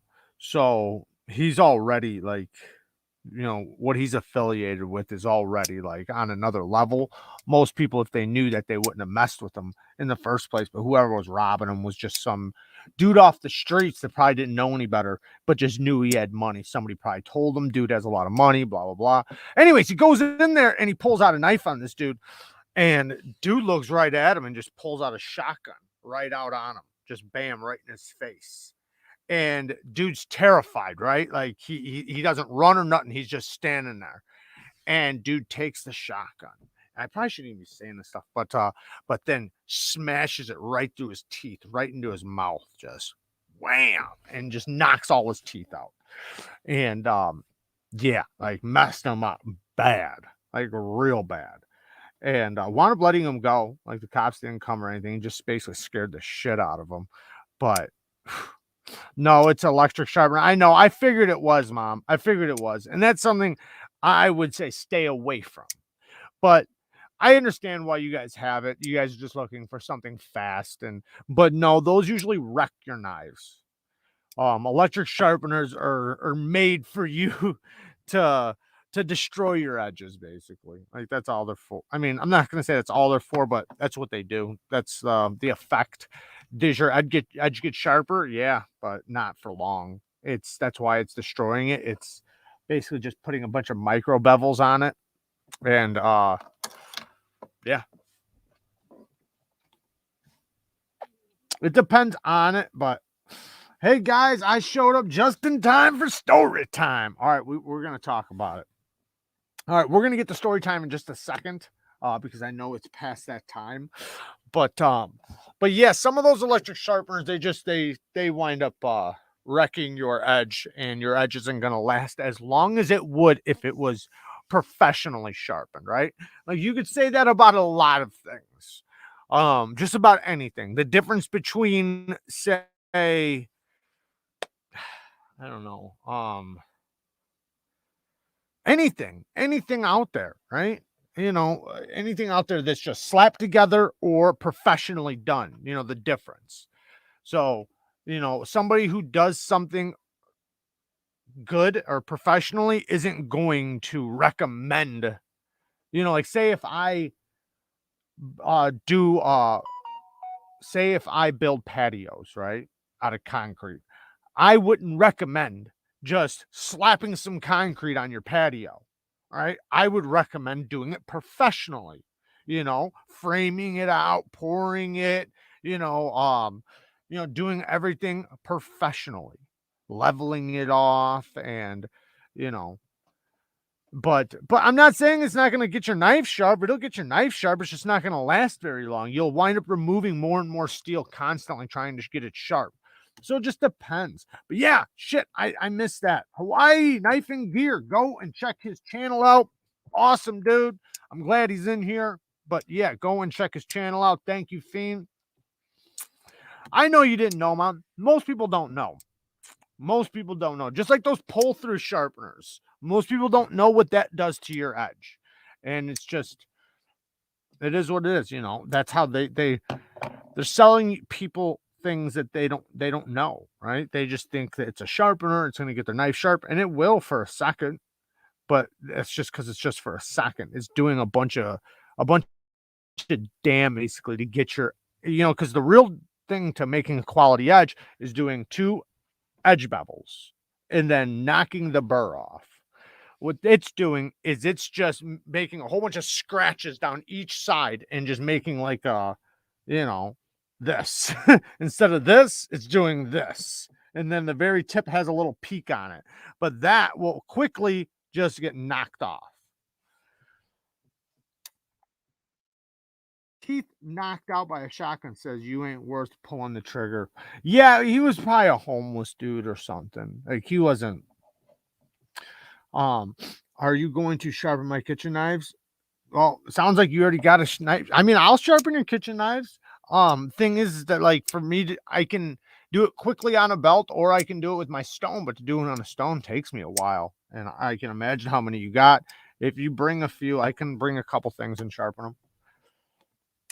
But I understand you guys, you guys are farther away, so it's not like I can sit there and sharpen your kitchen knife. So you guys aren't going to do it the professional way anyways, and you guys aren't going to get what I would recommend because it'd be more expensive. And then the cheaper things I would recommend would take a lot more time. And I know you guys aren't trying to struggle like that. So, using what you got is fine. You can get a ceramic rod and a strop and have way more effectiveness than what you're talking about.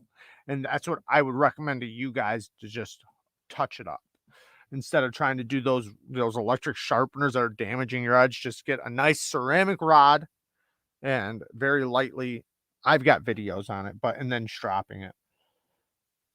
Well, it's time for me to get out of here. Got to get my ass to bed. Good night. Good night, Top Gun. Thank you for joining us. Talked your way into sharpening your mom's knives. I know. I seen that coming. Yeah, I can definitely sharpen your knives, but it's just, it's when I see you on Sunday, I'm not going to have the time and we'd have to mail them back and forth. But if you mail me your knives, I'll sharpen them and send them right back to you. We got to mail them back and forth.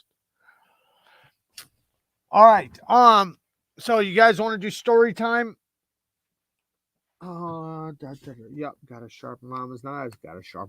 Good sharpening in a ceramic rod can make a kitchen knife last a long time between sharpenings. Right, Todd Carr. And that's what I was getting at. Like, if you get a quality edge, then using a ceramic rod and a strop will keep it going for a very long time between sharpenings. You can keep it going for a seriously long time. So, especially, see, this is the thing, though, most people don't know, is that most kitchen knives you have are shit steel anyways. And the knives that you probably have, I would recommend probably sharpening the way you do, because they're probably nothing really good quality. And I'm not knocking your kitchen knives, Mom. I'm saying that's everybody. Everybody has just cheap kitchen knives. But if you have good quality chef knives that have good quality steel, then yeah, I'm going to recommend you using them and sharpening them professionally so that your edge lasts. Then you don't have to wreck your edge because you have a good edge that'll last a long time. And then when you do need to touch it up, you touch it up the way you're supposed to on a strop. When it won't strop back, then you touch it up on a ceramic rod, then a strop. So there's just different ways, to go about it. But yeah, the cheap kitchen knives, there's no point in doing a professional job on them. Fucking just wreck them with your sharpener because they're replaceable. And you didn't spend this is, like, what is this?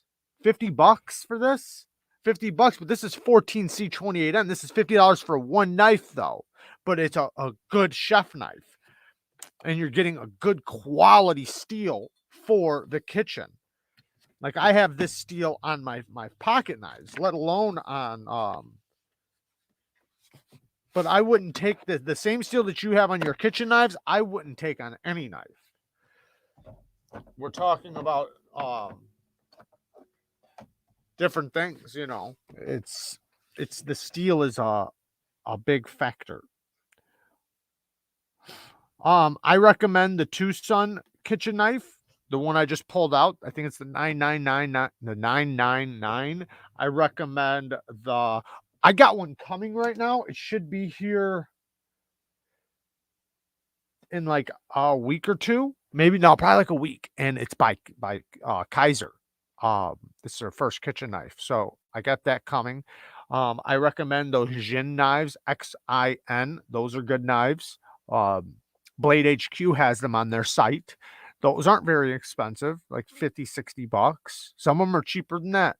I recommend Victorinox has some good ones, but that's Victorinox steel, so it's not like high quality steel or anything, but it's a good quality knife. It's at least better than most. Ken Onion Work Sharp is great for my swords to Bowie. To my EC free blade grind attachment. Yeah, that's what I was saying earlier. That's a good way to sharpen your kitchen knives. I think that's a great way. Don't laugh, but when I go to see family on holidays, I always have to bring over my sharp maker. Yeah, I bring mine to like I bring that. Sorry guys, I'm moving a pillow. I bring my Kent Onion belt grinder attachment to work and do my boss's knives. I do a lot of people's knives.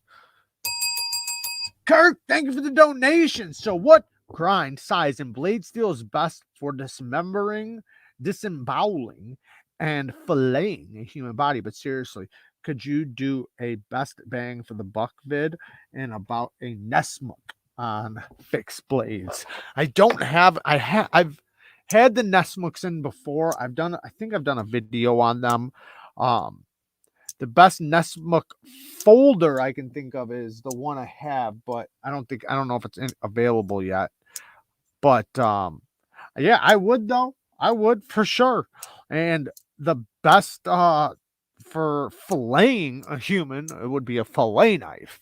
For disemboweling, I would say would be a Warncliffe or a Hawkbill. For dismembering, then you see with three different things there, would be a chopper. Bang. So we got chopper, Warncliffe / Hawkbill. Then we have a fillet knife, but a good fillet knife, something solid. But another one that's pretty good, that's like kind of like the mixture, would be just a good spear point. A good spear point. And I don't mean like a spear point like what you see on OTF. I mean like a real spear point, like this blade shape, would be really good because it can do so many things. It can stab, slash. If you spin it, you can trap with it. Bradford has some, there you go. Bradford has some really nice kitchen knives, but theirs expensive. They's expensive.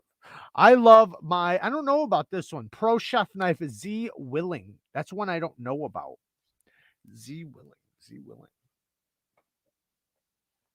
Those Xin knives are great. The Tucson ones are great. That's what I have until I get this next one. And and the Victorinox one I have. Now you can get, like, if you want something like really good, I'm sure you could talk to BGM Knives, but you're gonna pay for it. Like if you want like something like really like something the best you can get, BGM Knives, because you can pick an amazing steel, but you're gonna pay for it. You're gonna pay hundreds of dollars. Matt Harvey. All right, so let's do story time. So I thought about telling the story about my first time inside of an interrogation room. That's the story I thought about telling. I don't know what you guys think about that. What do you guys think about that story? Think we should pick something else, or you guys like that story? An interrogation room. Big Brown Bear. Yeah, Big Brown Bear. There you go. That's another one. I didn't even think about that. Thank you, Benjamin. Yeah, Big Brown Bear. That's about the best you're going to get, especially when we're talking about heat treat and geometry. Yeah, talk to Big Brown Bear. But again, you're going to pay for it. So if you're not willing to pay $300 to $600 for a damn knife, don't go to them. Then go to production, because those are custom knives. So big difference. The room where they interview you. Yes, the room where they interview you. The room where they try to intimidate blackmail, and scare the living hell out of you. First time of how many times? Oh, probably 30 at least. No, in all reality, how many times have I been in the interrogation room? 30 times, probably, at least. I would imagine if I had to really count, it's been over 10 times, over 20 times. I would say, yeah, probably 30 times I've been in an interrogation room. I started my first time being in an interrogation room. I was 13 years old. So started early, started real early. That's good. Did they get you to force you to admit something? One time when I was a kid, the first time. So every time after that. So I was already raised when I was a kid. My dad raised me to keep my fucking mouth shut. And he already told me what to do. He already gave me the guide to how to get out of it. He already told me, like, I already knew. But when you're a kid and you're really young, you're terrified. Right? Your heart's going so fast. You're terrified. And you don't realize the manipulation skills that they have and the psychology, the reverse psychology, and just the manipulation that they have. And I was already told all this. Like I said, he already told me all this. So I was already preconditioned to know, but I got tricked. And in the interrogation room, they lied. And see, I wouldn't have believed them, but the thing was that they knew everything. Like, since they knew step by step, like some of the things, I believed them. And they basically, had said that, like, my friend had told them everything, right? And I had already, I think, admitted or said that I was with my friend. So anyways, the point is that they got me to admit, yeah, yes, but they really didn't have anything. And if I would have just kept my mouth shut and told them to go fuck themselves, lawyer, nothing would have happened. I would have been set free. So I wound up getting fooled by them. And then when I got out, my dad wasn't mad that I was in the interrogation room. My dad wasn't mad at anything. My dad was mad that I didn't listen to him and understand what he was saying when I was in there, that how they were going to lie to me, how they were going to deceive me, how they were going to scare me, intimidate me, and all this shit, and how it could all end if you just say those magic words. But I got fooled, and they lied to me, and that's what they do. That's their job. Their job is to do that. And the reason why they knew everything is because they're fucking detectives. Of course they knew everything. They're detectives. It's their job to know what you did, right? And yeah, my mom was there. But then after that, though, I learned. Like, I learned really quick. And that, so after that, they never happened again. Like, after that, every time after that, I walked out. Well, the majority of the time, 99.9% of the time after that, I walked out. Because I knew better, and I knew that they were lying to me. I knew that their whole job was to get me. So it was a game, and there were even a couple times I even played around with them back because I knew how to work the room, and I knew what to say and what not to say and what could get me in trouble and what couldn't. Anyways, so the second time, they actually tried to meet me at my house, and my mom was there. And they tried to read me my rights because they couldn't talk to me without me admitting that I know my rights. That's the one thing. If they talk to you about anything before reading your rights, it'll all get thrown out because you don't know your rights yet. So they have to get you to admit that you know your rights. So they read me my rights. And then once they had done, I was just like, yep, I have the right to remain silent. And I said, I'm not going to say anything to you until I have a lawyer. I said, you guys can get the fuck out of my house. And they got up and left. They got up and walked out. But they were trying to get me for a bunch of shit, and I guess they were hoping that, yeah, but mom, that's stupid. You don't do that. That's the dumbest thing. You don't tell them the truth. That'd be the dumbest thing. They're there to, like, put it this way. You could they'll pin anything on you. Like, okay, let me tell you guys a story about a time where they tried to pin me on something that I didn't have anything, I didn't know anything about it. And I've told this story before. So they call me into the interrogation room, or they pull me into the interrogation. They come and get me, and they're trying to get me to like admit, they show me this list of things, right, that I had actually sold at this like a pawn shop or something like that. And the list that was on there, I had. I was like, yep. And then there was one thing on the list that I didn't know anything about. They put that there. So they were trying to, they had something, right, from some I don't know where. And they were trying to pin that on me, because if they could pin that thing on me, they could get me for who knows what, right? Like literally who fucking knows what. So when I seen this list, I was like, no, no. This ain't my stuff. And they tried to tell me, well, they show me the thing, right? They show me the thing and some electronics. And I'm like, nope, never seen it before. And I just crossed my arms, and they're trying to get me to touch it. They're trying to hand it to me, and I refuse to touch it because they're trying to get my fingerprints on it. So when they're trying to hand it to me, I refuse to touch it. I was like, no, I've never seen that in my life. And they're like, well, here, you don't even know, you haven't even looked at it. It's like, yep, I can see it from here. And they're like, just look at it. They're trying to get me. I'm like, I'm not fucking touching that thing. I was like, I'm not touching it so you guys can get my fingerprints on it. I've never seen that thing before. And they were like, they tried to lie and say, we got you on video and a signed thing saying that you turned it in. I was like, show me. And he was like, I will. And he walks out.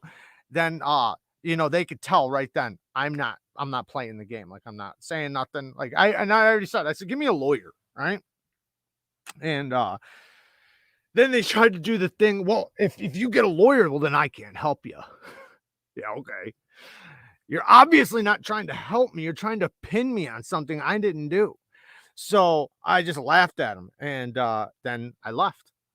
And I didn't wind up getting busted for anything. But if I would have sat there and talked to them and admitted anything on anything, and they were trying to even ask me like little things like that I had sold, and it's like, so what, and they try to like make it seem like it's like that you're bad if you sold that thing, right? And it's like, why? What's wrong with that? But they're just trying to like get you down a rabbit hole. That's why you don't say anything. You don't say nothing at all. You just lawyer. That's it, lawyer. I have nothing to say to you. Now, there's times where I've talked to them because I already know, like, because once you've been through it so many times, like, what you can say and what you can't say. So you try to be cool, but it always leads. This is the thing. It always leads to me saying, I want a lawyer. So there's really no point for me to talk to them whatsoever.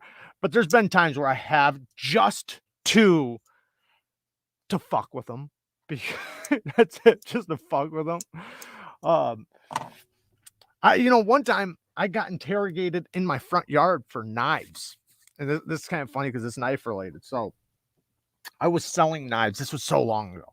I was selling knives on Craigslist, and I was buying and selling knives. And this is way before I got in the community or anything like that. Mostly fixed blades, but there were some folders. Anyway, so cops show up to my house one day, and they're like, they're asking me if I sold knives, like on Craigslist. And they already had all the information because they can get all the information, see the things you talk. And I'm like, yeah, so what, and they're wanting to talk to me. And I'm like half dressed. Like, this is early as hell in the morning, cold as hell outside. And they're like wanting to come in. I'm like, you ain't coming in my house. I was like, I'll come outside. I'll come outside half naked. I don't care. You're not coming in my house. Well, they were asking me, they kept asking me the same, because that's what they do. They'll ask you the same question 100,000 times in a row, trying to see if your answer changes. And they kept asking me about somebody that I technically kind of knew, but not in person. Like, I knew of them, but I didn't know them. I never met them in my life. And I guess there was somebody that got robbed or something like that. And my name came up because I guess in some of the things he got stolen were some really expensive OTFs or something like that. And I didn't know anything about it. And I was selling knives because I was into knives, but I didn't even know the dude like that. I didn't even know where he lived or anything.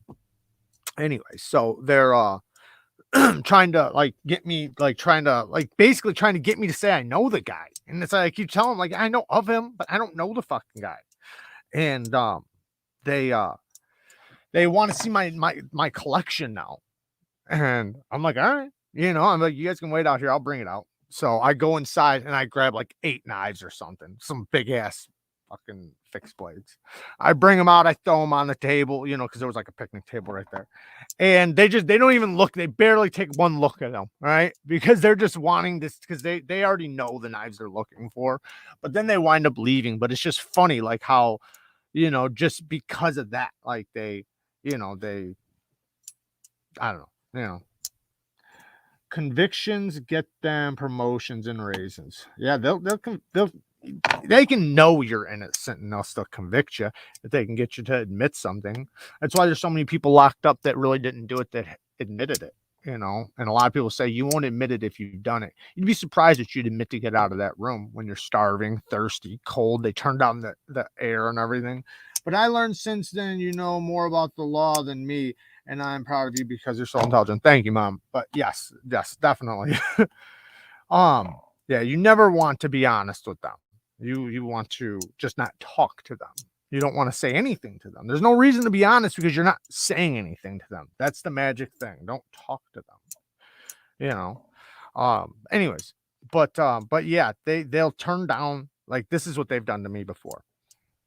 They'll bring you in and they will make you take off your jacket. So they take your coat or your jacket and they'll make it seem like it's for their protection, even though you're not in trouble. So don't give up that jacket. You need that jacket. They're trying to get it off you for a reason.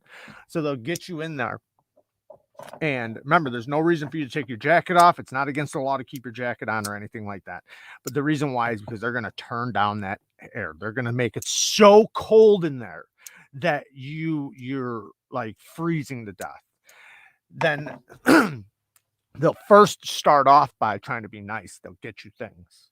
Well, then once you lawyer up or refuse to talk to them, well, then they'll walk out. They'll walk out of the room and they'll lock you in this interrogation room, turn down the air conditioning and leave you in there for like 6 hours, 8 hours. I'm not kidding. I've literally slept on the floor of an interrogation room because I knew they weren't coming back.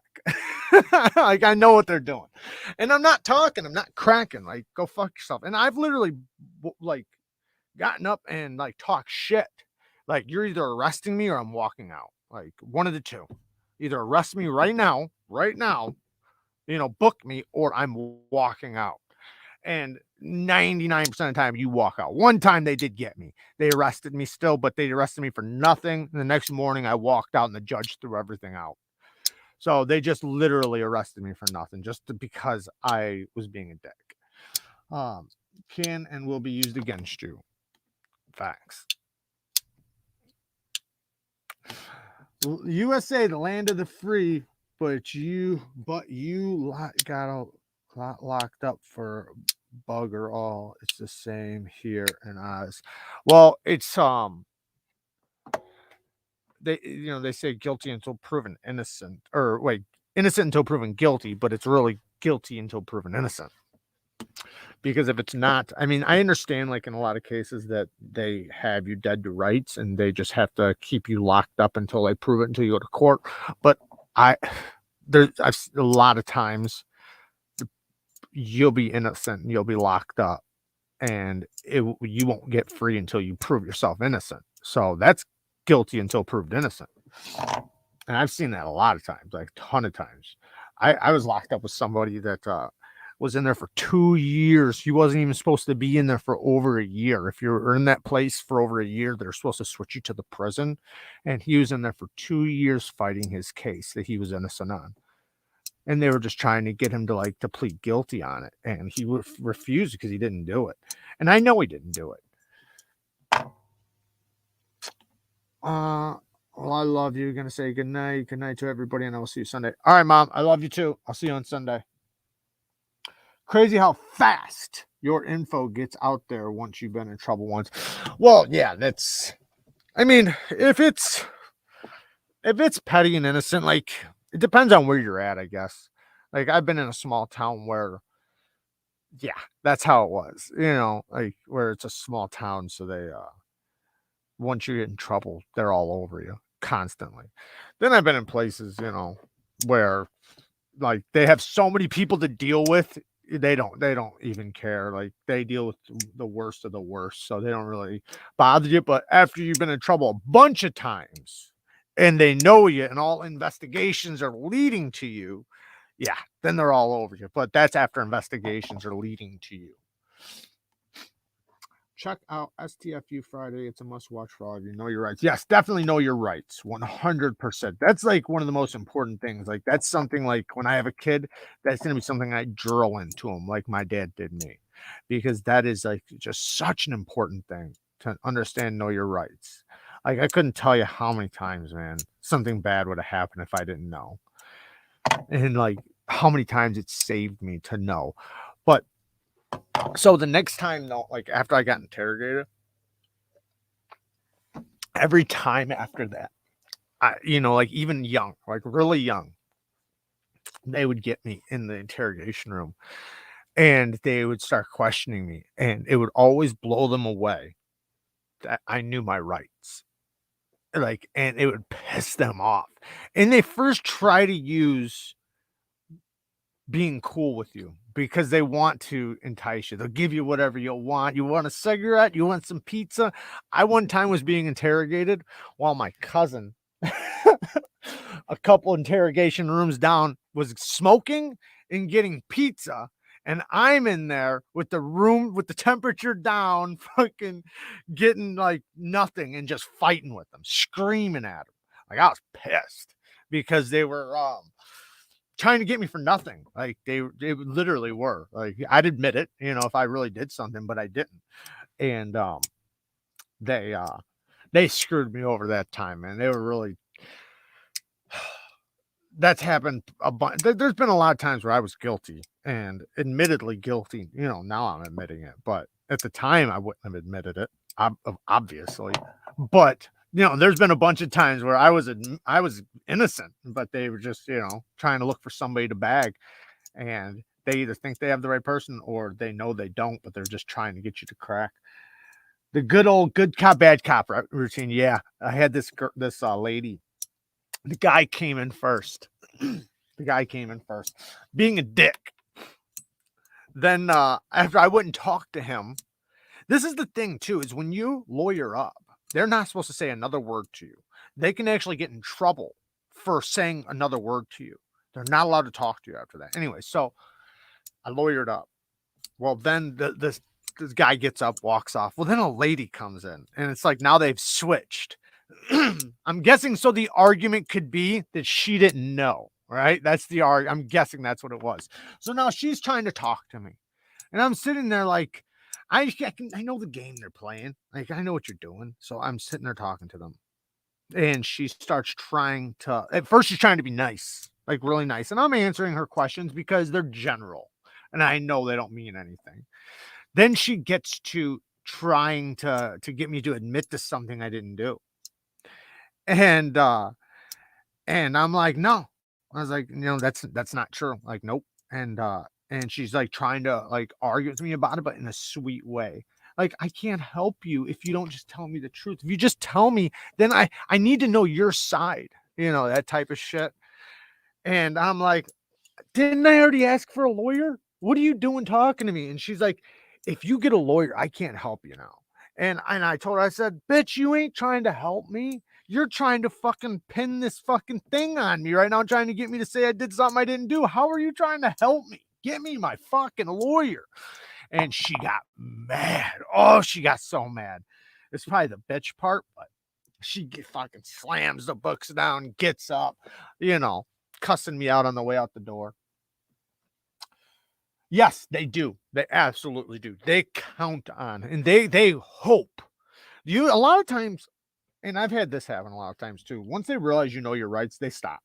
I've had that happen so many times. I've literally had them where I just look at them, I say lawyer, and they get up and walk right out. Like they don't even attempt because they know it's against the law to talk to you. So I've met lots of good cops that are like, and to me, that's a good cop.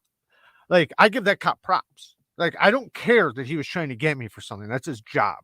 But I just want him to respect my rights. That's it. Like I understand there's criminals and then there's cops. Like I respect that 100%. Like I love that there's cops. We need cops 100%. Like I wouldn't want a society without police doing, what they do. But I just want them to, and I understand there's also the ones that do have to go, across that line sometimes. I get that. I get that. Like I know I've been in some of the worst neighborhoods ever. I know that they need to be a certain way. You can't put sheep in a pack of wolves, right? They have to be wolves too. I get that. But in many cases, most 99% of the time, they need to respect your constitutional rights. And that's as long as they do that, man, I don't care. Bitch on a power trip. No thanks, right? Lady got bitch on a power trip. Get that lady's got. I've definitely done that too. Like I've trying around to start flirting with them and hitting on them. I used to do it with my probation officer. Detective came to my house once after I was interrogated at the precinct. He said, I like pizza a lot. But you only gave me one. Wait, you only gave me one slice. I want the whole damn pie while making a big air circle. Yeah, for sure. The liquor license. Yeah, I think she was. To be honest, I think she did have her liquor license. A lot of them do. Not all, but a lot of them do. The hell, we when I was in jail, there was one of the guards that was actually sleeping with one of the guys in the that was locked up, and then it got out like that she used to be a stripper and all kinds of shit. I hate having rights taken away nowadays without even being arrested or being in trouble. Just put on your mask and shut up. I completely agree, man. I can't tell you, man. It fucking drives me nuts.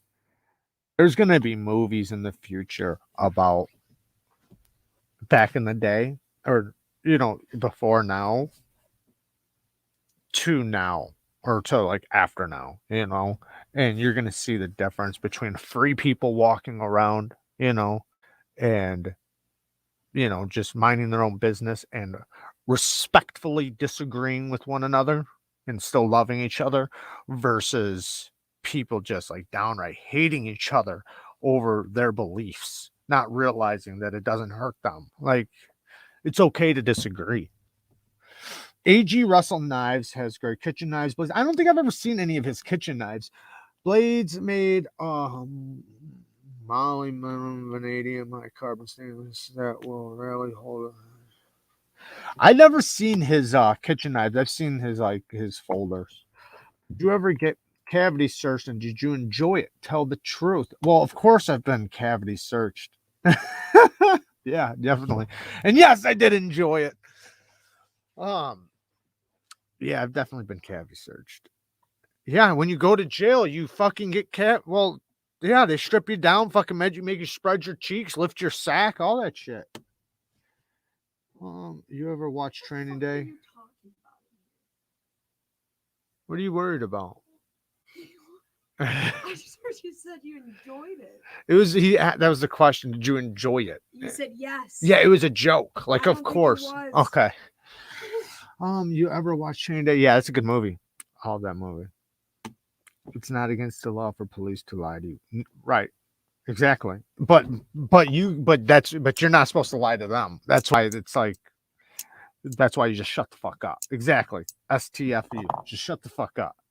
It's that simple. It's so much easier. Like, because the moment you start talking, you're going to be in there the same amount of, you will be in there shorter, I guess, if you just give them what they want. but so you'll probably be in there longer, but you do have a really good chance of just walking out if you just say lawyer. You lawyer up. Now they might lock you in there alone for a few hours. Usually they do that, but at the very least you're leaving. But if you talk to them, you're going to leave that room faster, but you're not leaving. Do you know what I mean? You're staying because if you did something wrong, or even if you didn't, like you can get locked up for not doing anything, just for talking. Just keep your mouth shut, because you don't realize sometimes, like, I've known people that have said that they were with somebody, because they thought that they were doing the right thing, and they thought they were doing the right thing, but just by saying they were with somebody, they were a part of it. Now they're getting locked up for that crime. Like, keep your fucking mouth shut.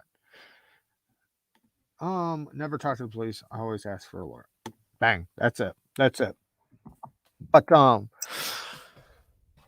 yeah, I think it's hilarious sometimes. Like, I know, like, when I was a kid, like, I was terrified. But after, like, I had been through it a couple times, like, it didn't even matter, because I already knew if this is the thing. This is the big thing. If they're bringing you into interrogation, they don't have anything. They need you to talk. That's the big giveaway. So the fact that you're going to interrogation means you're leaving as long as you keep your mouth shut. So that's it. That's how easy. That's why I never worry about it, because I know if I'm going to interrogation, I'm going home. Because I'm going to get there and I'm going to lawyer up, or not even go. I'm going to lawyer up right there. But I'm saying if they force you into interrogation, which I've had. So don't forget to support this channel on Patreon. Thank you, Fiend. Yes, support us through Patreon. I really appreciate it. We do got some really big giveaways coming up as soon as I get the knives back. Lots of public defenders don't really have the interest of the people by Representative Hart. No, a lot of them don't, but some do. There are some good ones out there. I've had some better public defenders than some lawyers, because some of the lawyers, they're like, it's kind of weird how it goes, but like I talked to this one public defender, or one of mine. It was like the best guy ever. Like, he was really good. Like, I would, in many cases, would rather have him than a lawyer, because I know he'll fight for me. And I literally had him in there one time, and he was fighting my case, and I won this case. He actually brought the officer on the stand and interrogated him on the stand in front of the judge, because we went through trial, and had that cop, like, the judge wound up agreeing, and they wound up dropping all the cases because the cop overstepped the boundaries, violated my rights, and all this other shit. But he didn't have to do any of that. Like, there was so much he didn't have to do that he was willing to do. And I even had a lawyer one time, or a public defender one time, beg the judge to get me out, because for me to, like, go to my dad's funeral and everything. Like, I've had him do some pretty good stuff. So there are some that are really good, because they don't, like, when I talked to the one, he told me, he says, I have no plans on ever becoming a lawyer. He's like, I'm a public defender, and he's like, and I am guaranteed to get paid. Like, he basically said, I love what I do. Because a lot of public defenders, they're just doing that until they become a real lawyer. Like, they're just getting so many cases under their belt, then eventually they'll be a real lawyer. But some of them don't have no plans on ever being a real lawyer. They like what they do. They want to be a public defender. And some of them actually look at it like, it's my job to have your back. It's my job and my duty to have your back. So it does depend on which ones. And I've met some really good ones. Like my one, man, he was a beast. He was so good. Lawyers have he goes to jail, so mine walks. Or if someone is a repeat offender, they usually get reinstated on paper. Like, what the fuck?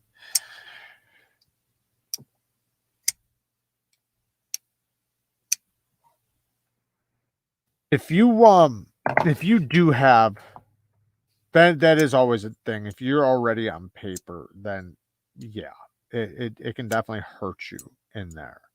It is better if you get in trouble and you don't already have a record. If you already have a record, they do look at you a lot differently now there are a lot of times, like it depends on the place in the area. Like if you're in not that great of areas, that judge sees the craziest shit every day.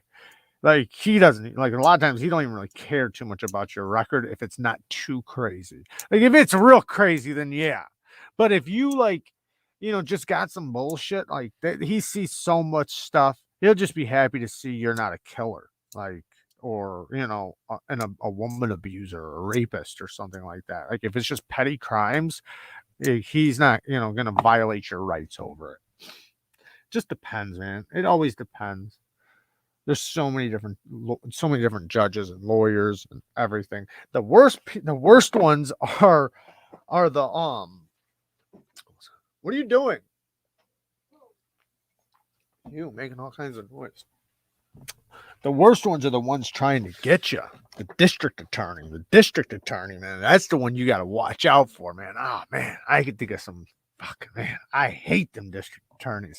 They have I'm trying to get you no matter what. They can literally think you're innocent and they're still going to try to get you. Like their job. And I kind of, I have a certain, like,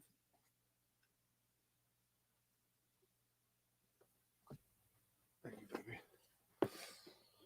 What is that? Oh, yeah.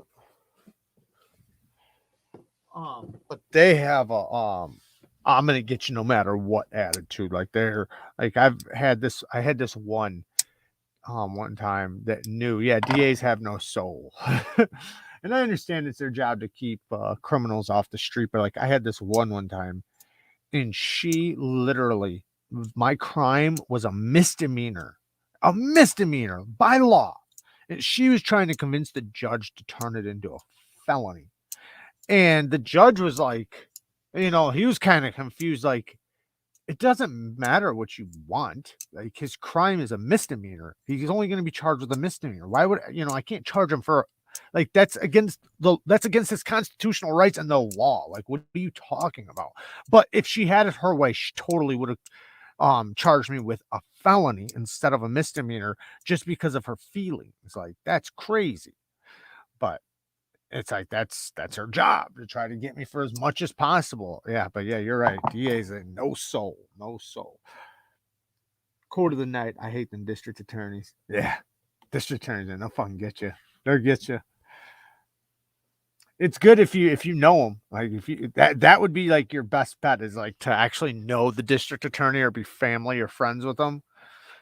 Man, I can't. I would love to see the difference in that.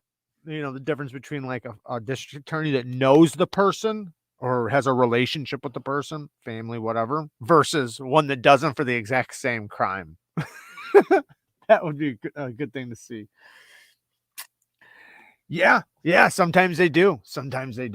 And that's a scary scene because they've spent so much time not trying to help the person. They spend so much time trying to get you. It's crazy. Fuck that. And I'd hate to have that. I would hate to have a judge that was a DA. And I know it's their job, so maybe sometimes they don't want to have to do that, but they do. And that to me, like I always look at them as that's when you're in court, you're looking at them like that's my enemy right there. That's the enemy in the room. I got to avoid that person. Conflict of interest. They will change the court. Yeah, definitely. Yeah, it's their job to fill the cells unless the suspect is a politician or something. Then it's time for the cover up, for sure. Fair though, defense attorneys also have to defend pedophiles and stuff, and they'll do that. I guess the difference is they can choose to take the case. Yeah, but not a public defender. Public defender can't. Huh? They can't choose. Public defender gets the case no matter what, even if.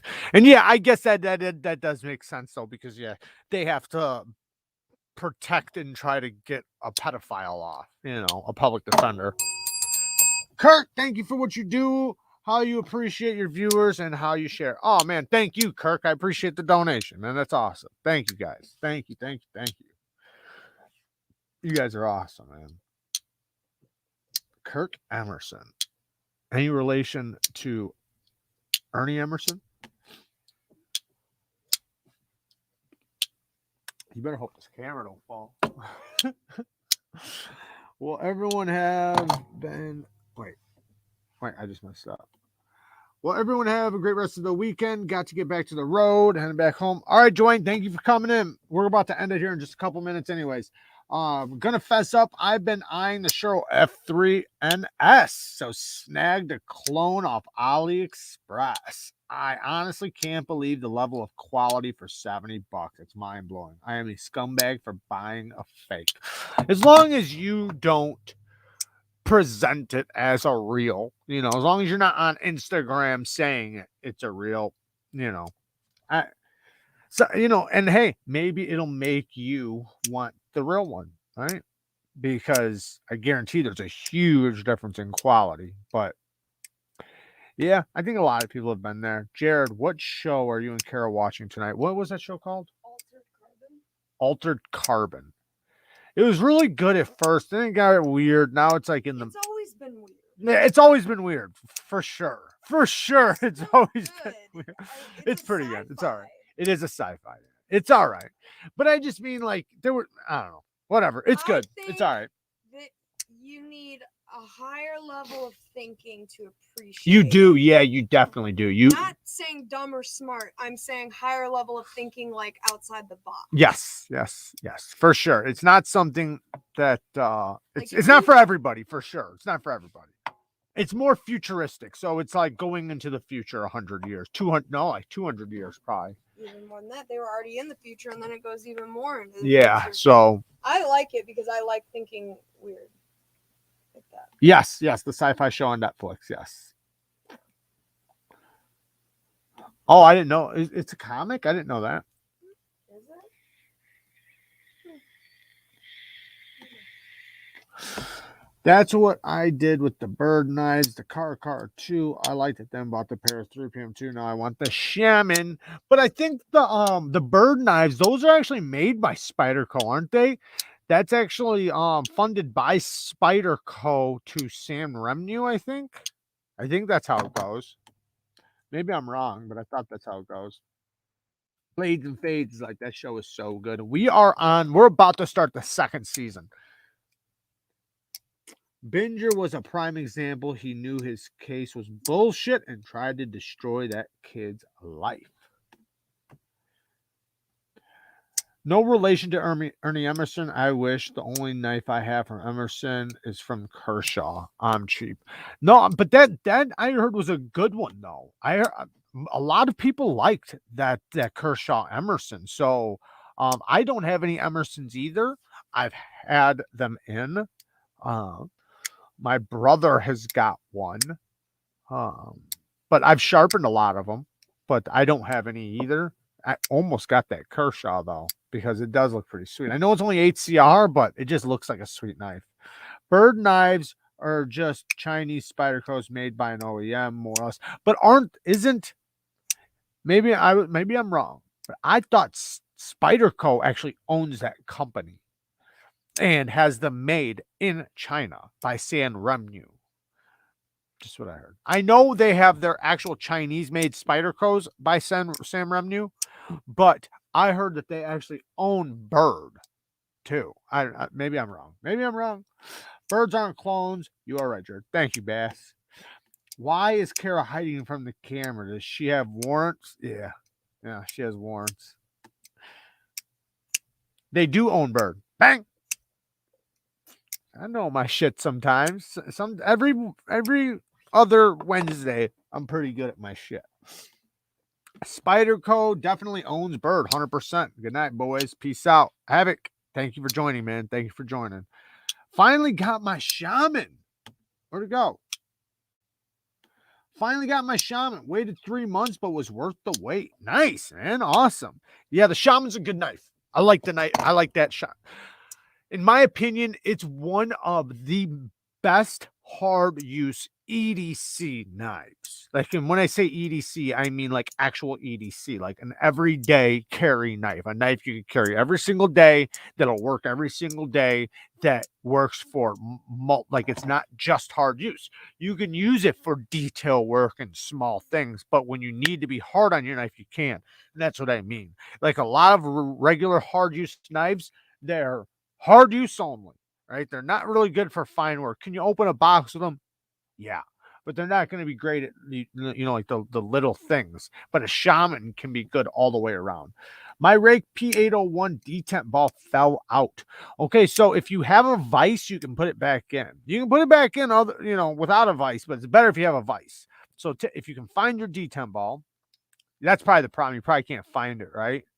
If you find your detent ball, put it on top of the hole and press it back in with a vise. That's the way to do it. Or you can hit it back and put something over the top of the detent ball before you hit it with a hammer. If you like altered carbon, give the show The Expanse a watch. It's on Amazon Video. We'll have to check. We have watched that one? Oh, we watched it. Which one? What? Oh, never mind. We didn't finish it. Richie B's in the house. What's up, Richie? Oh, shit. I just hit my microphone with a fucking hinder. I don't. It's the one where there's that other like planet that by the they call it the belt, like where the asteroid belt is, and Earth and the Moon and Mars are all kind of going at it for resources from the asteroid belt, and the people that live there are kind of lankier and thinner because they've lived on gravity for so long. And the belters are treated like shit compared to the Earth. Yeah, on Earth I do remember. Right, yep. Yes, I do. It was good. I don't really know. It just got long.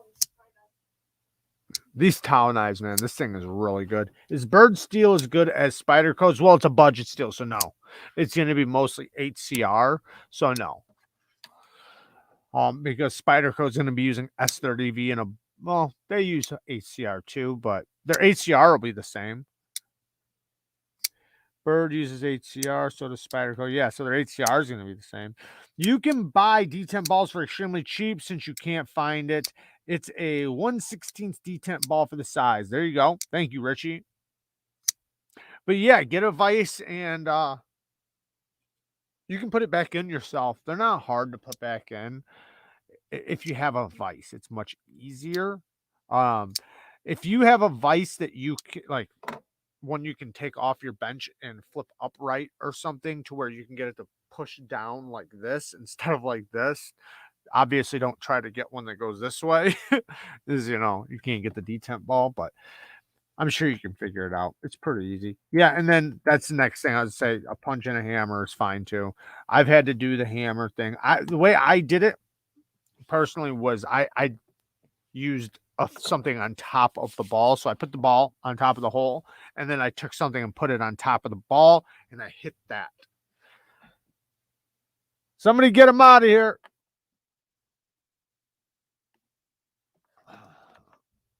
Top Gun's friends are here.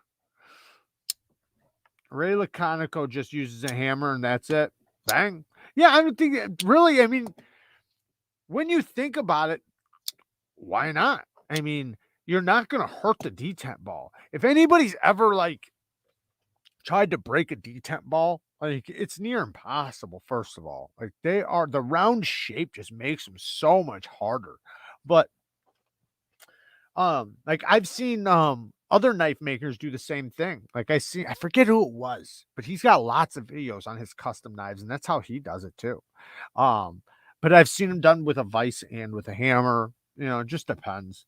But yeah, there's nothing wrong with using a hammer. I just wouldn't use just a hammer. I would use something on top of the ball first, but do you? I have to send my Swiss Army knife off because the spring on my scissors broke tonight. I have a backup, but it still sucks. That does suck. I use a C-clamp. I have a video on replacing your detent. Bang. Whatever works. There's lots of ways to skin a cat.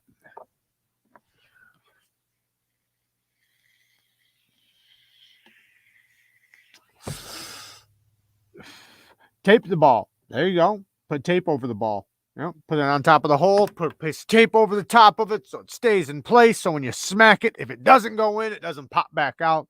Good idea. I couldn't sleep, so here I am. There you go. See, you were missing us. You're missing us. Got to keep that band hammer ready. Wait, at the ready. Yeah. Which 2 or 3 production knives would you like to add to your personal collection? A Holt for sure. That would be awesome. A Holt. I don't know. I want a Liang Ma. That's another one.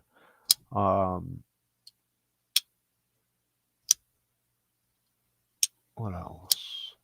I would try, like if you're asking me like with anything, they're all going to be USA made. I would take a probably a Holt, a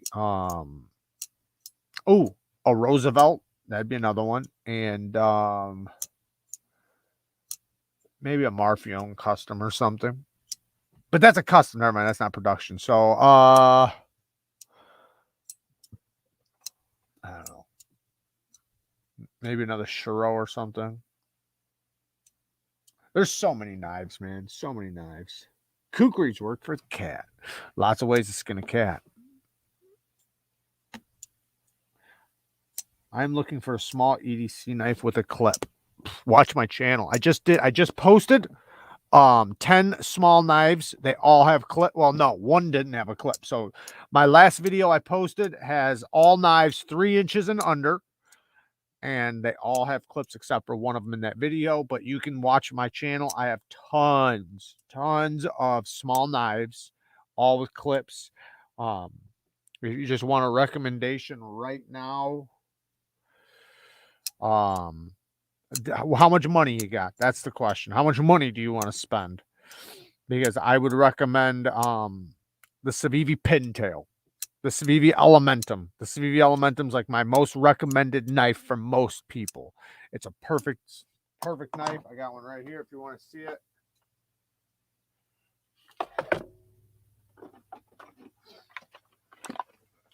Civivi Elementum. Bam. Great little knife. Easy to flip. You can get it in lots of different, like you can get a satin blade, you can get different handle materials. There's like 100 different options with this knife, so you can get it just the way you want. Civivi Elementum. What's Kara's small knife? She likes a lot of different knives, but she likes the Goblin. She likes a ton of knives. I mean, she's been carrying this lately. The Beglighter 2 in 4V. And she's got this edge all, well, not too bad. It's got a couple chips in it. 1, 2, 3. And then she's rounding she got the tip a little rounded. So, but it's still on the factory edge, so it makes sense, right? It needs a new edge, and then it'll be good. But good little knife, though. Snappy little guy. You can get these in micarta and N690 too. This is a nice little small knife. Yeah, that's right for the S35VN. But if you want something cheaper than that, like I said, Civivi Elementum, $50 with D2 with different materials. Here's the pintail right here. There's different versions though. This is the Damascus version, but there's the S35VN version, which I would recommend over this one. And micarta. But this is a good knife. But if you want a flipper, another one is the Civivi Nox. It's a frame lock, not a liner. Most people would do better with a liner lock than a frame lock, though. A really small knife with a clip. Yep, the bow. That's another good one. I should have said that. I don't have the bow right here. It's over there. But another really good one is this one, and you can get it in different options as well. Nitro-V steel. It's got a beautiful clip. It is right and left-handed. Liner lock. Very smooth. Titanium thumb studs, titanium hardware, Nitro-V steel. G10 scales, and it's nice and small, but you can get a 4-finger grip. This is a great little tiny knife. But the Civivi Nox is another one. The Civivi Nox is a good one, and the Civivi Bow if you want a liner. The Civivi Bow is definitely a really good one. That's probably my most recommended gift knife from 2021, but I would say the Elementum more, but it's not from 2021. Yep, the Baby Banter. I'm sorry, I didn't even say the name. The Civivi Baby Banter. Yes, the Civivi Baby Banter, like Spanky said. Different colors. You don't have to get it in the purple. The purple looks good, though. What would be a size comparison? Well, here's the Elementum. I'll give you something else that you should know.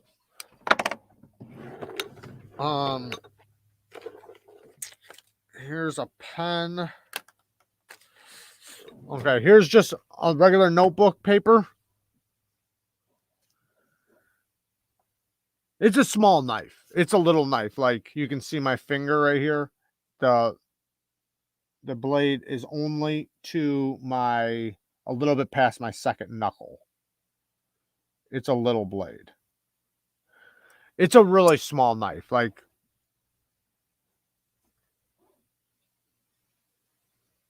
you can see, it's a small knife.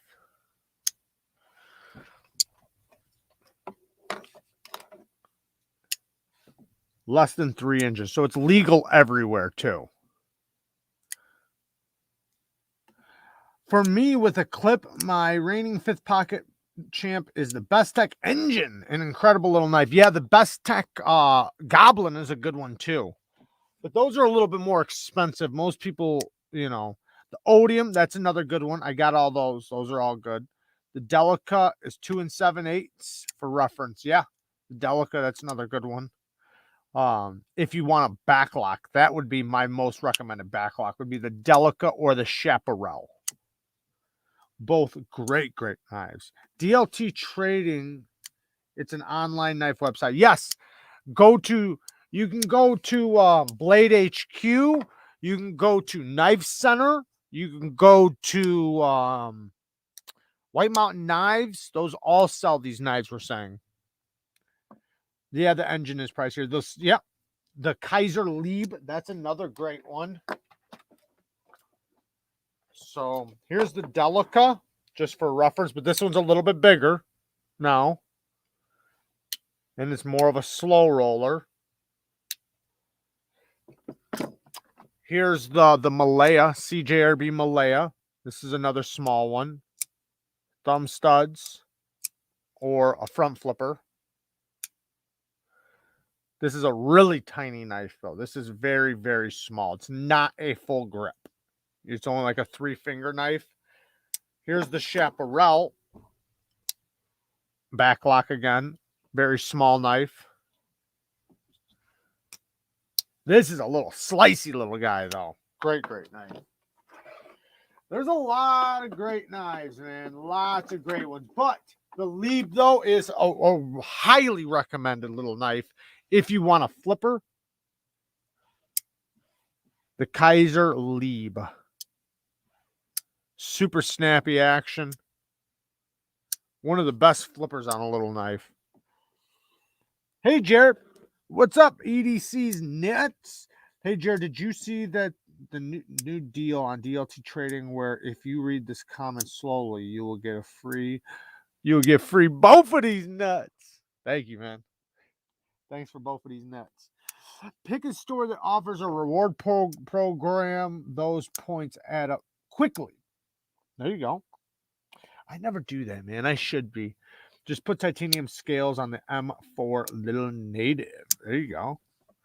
I don't have the Little Native, but good idea. Spyderco's Efficient is also a good small. I don't know. Have I had the Efficient? I don't know if I've had that one. Both of them nuts.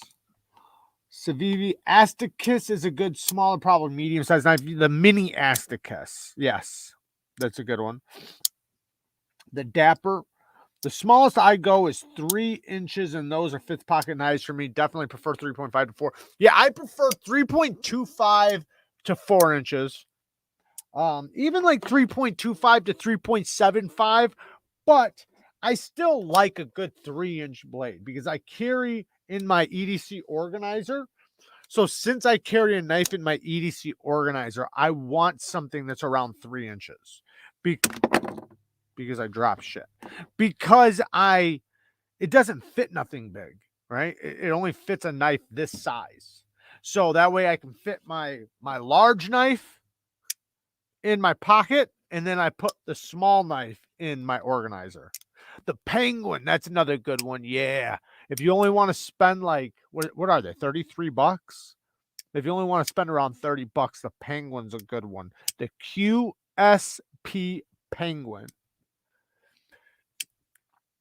The Civivi Ass to Kiss. Yes, the mini ass to kiss, the small ass to kiss.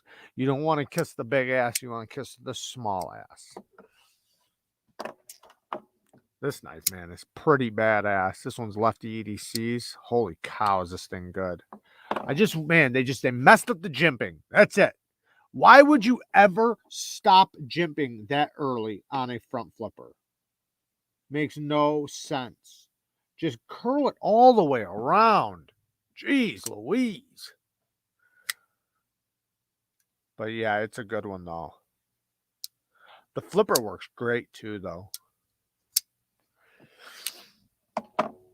All right, guys, we're about to get out of here. Love my Penguin. I have a small collection of just those. Yeah, there's a lot of people that collect Penguins, man. Surprisingly, and not even surprisingly, because it's such a good knife, but there's people that have both micarta versions and will still get the titanium version. Shit, I've got the micarta version and I want the titanium version. I just haven't bought one, but I should. Kyle Wallace, I wanted a mini Asticus, but people are saying the lock bar access it does suck.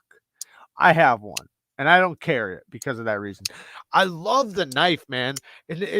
I can fix it, and I probably will because that would put it in my pocket. If I fix the liner, the access to the liner, I would totally carry it. And if you're handy with that stuff, it's a great knife. The flipper tab's a little pokey, but it's still, man, it flips reliably, good action, nice, deep, thin hollow grind, great slicer, but damn it, that liner is just so tight. I don't like that. That's one of my biggest pet peeves. I want good access to my liner. I want to be able to unlock it just as good as I can flip it. But ooh, smooch. K-Bar Dozier is a great lightweight budget knife. The mini Dozier, too. It's a nice keychain knife. Got to call it a night. All right, Fiend, we're about to call it a night, too. Since Fiend's out of here, I love you guys. Thank you to the moderators. I appreciate you guys. You guys are awesome. I appreciate all the help. Thank you to all the patrons. And remember, we do have, yes, the leak. The leak is one of the best little tiny folders. Yes, the leak is a great one. But don't forget, guys, we do have the giveaway coming up soon. Don't worry, I'm going to make up for it being late. We're going to give away the custom. We're going to give away a bunch of EDC stuff and some knives. We're going to make it really good. Don't worry. It's Christmas time. It's Christmas time. And we got the 20K giveaway all into one. So damn it, it's going to be a good giveaway. You guys aren't ready for this giveaway. As soon as it comes back. But what else? Thank you to everybody who donates. Man, I can't thank you guys enough. You guys have no idea how much it blesses the channel with you guys donating, whether it's on PayPal, through Patreon, or through these lives. I know some of you guys do come into my PayPal after the lives and stuff, and you guys sometimes donate a few bones. I really appreciate it. You guys are awesome. I fucking love you guys. And I thank you guys for everybody who uses my links. That helps the channel massively. Everybody who watches my ads. Everybody who clicks the ads. That's another big one. Thank you guys. That's so helpful. It definitely, every time if you guys click the ads, if you guys don't know, it does get us a little bit of revenue when you guys watch the videos. So I thank you guys for clicking those ads. And you guys are awesome. A giveaway. That's for the Patreons, Jason. Yes, the Patreons do have a giveaway coming. A massive giveaway. And you guys are all amazing. I love you guys. Thank you guys for everything. Peace. Hollywood just finally comes in here. You son of a bitch, Hollywood. You got us right here at the end. Talk to you guys later. Peace.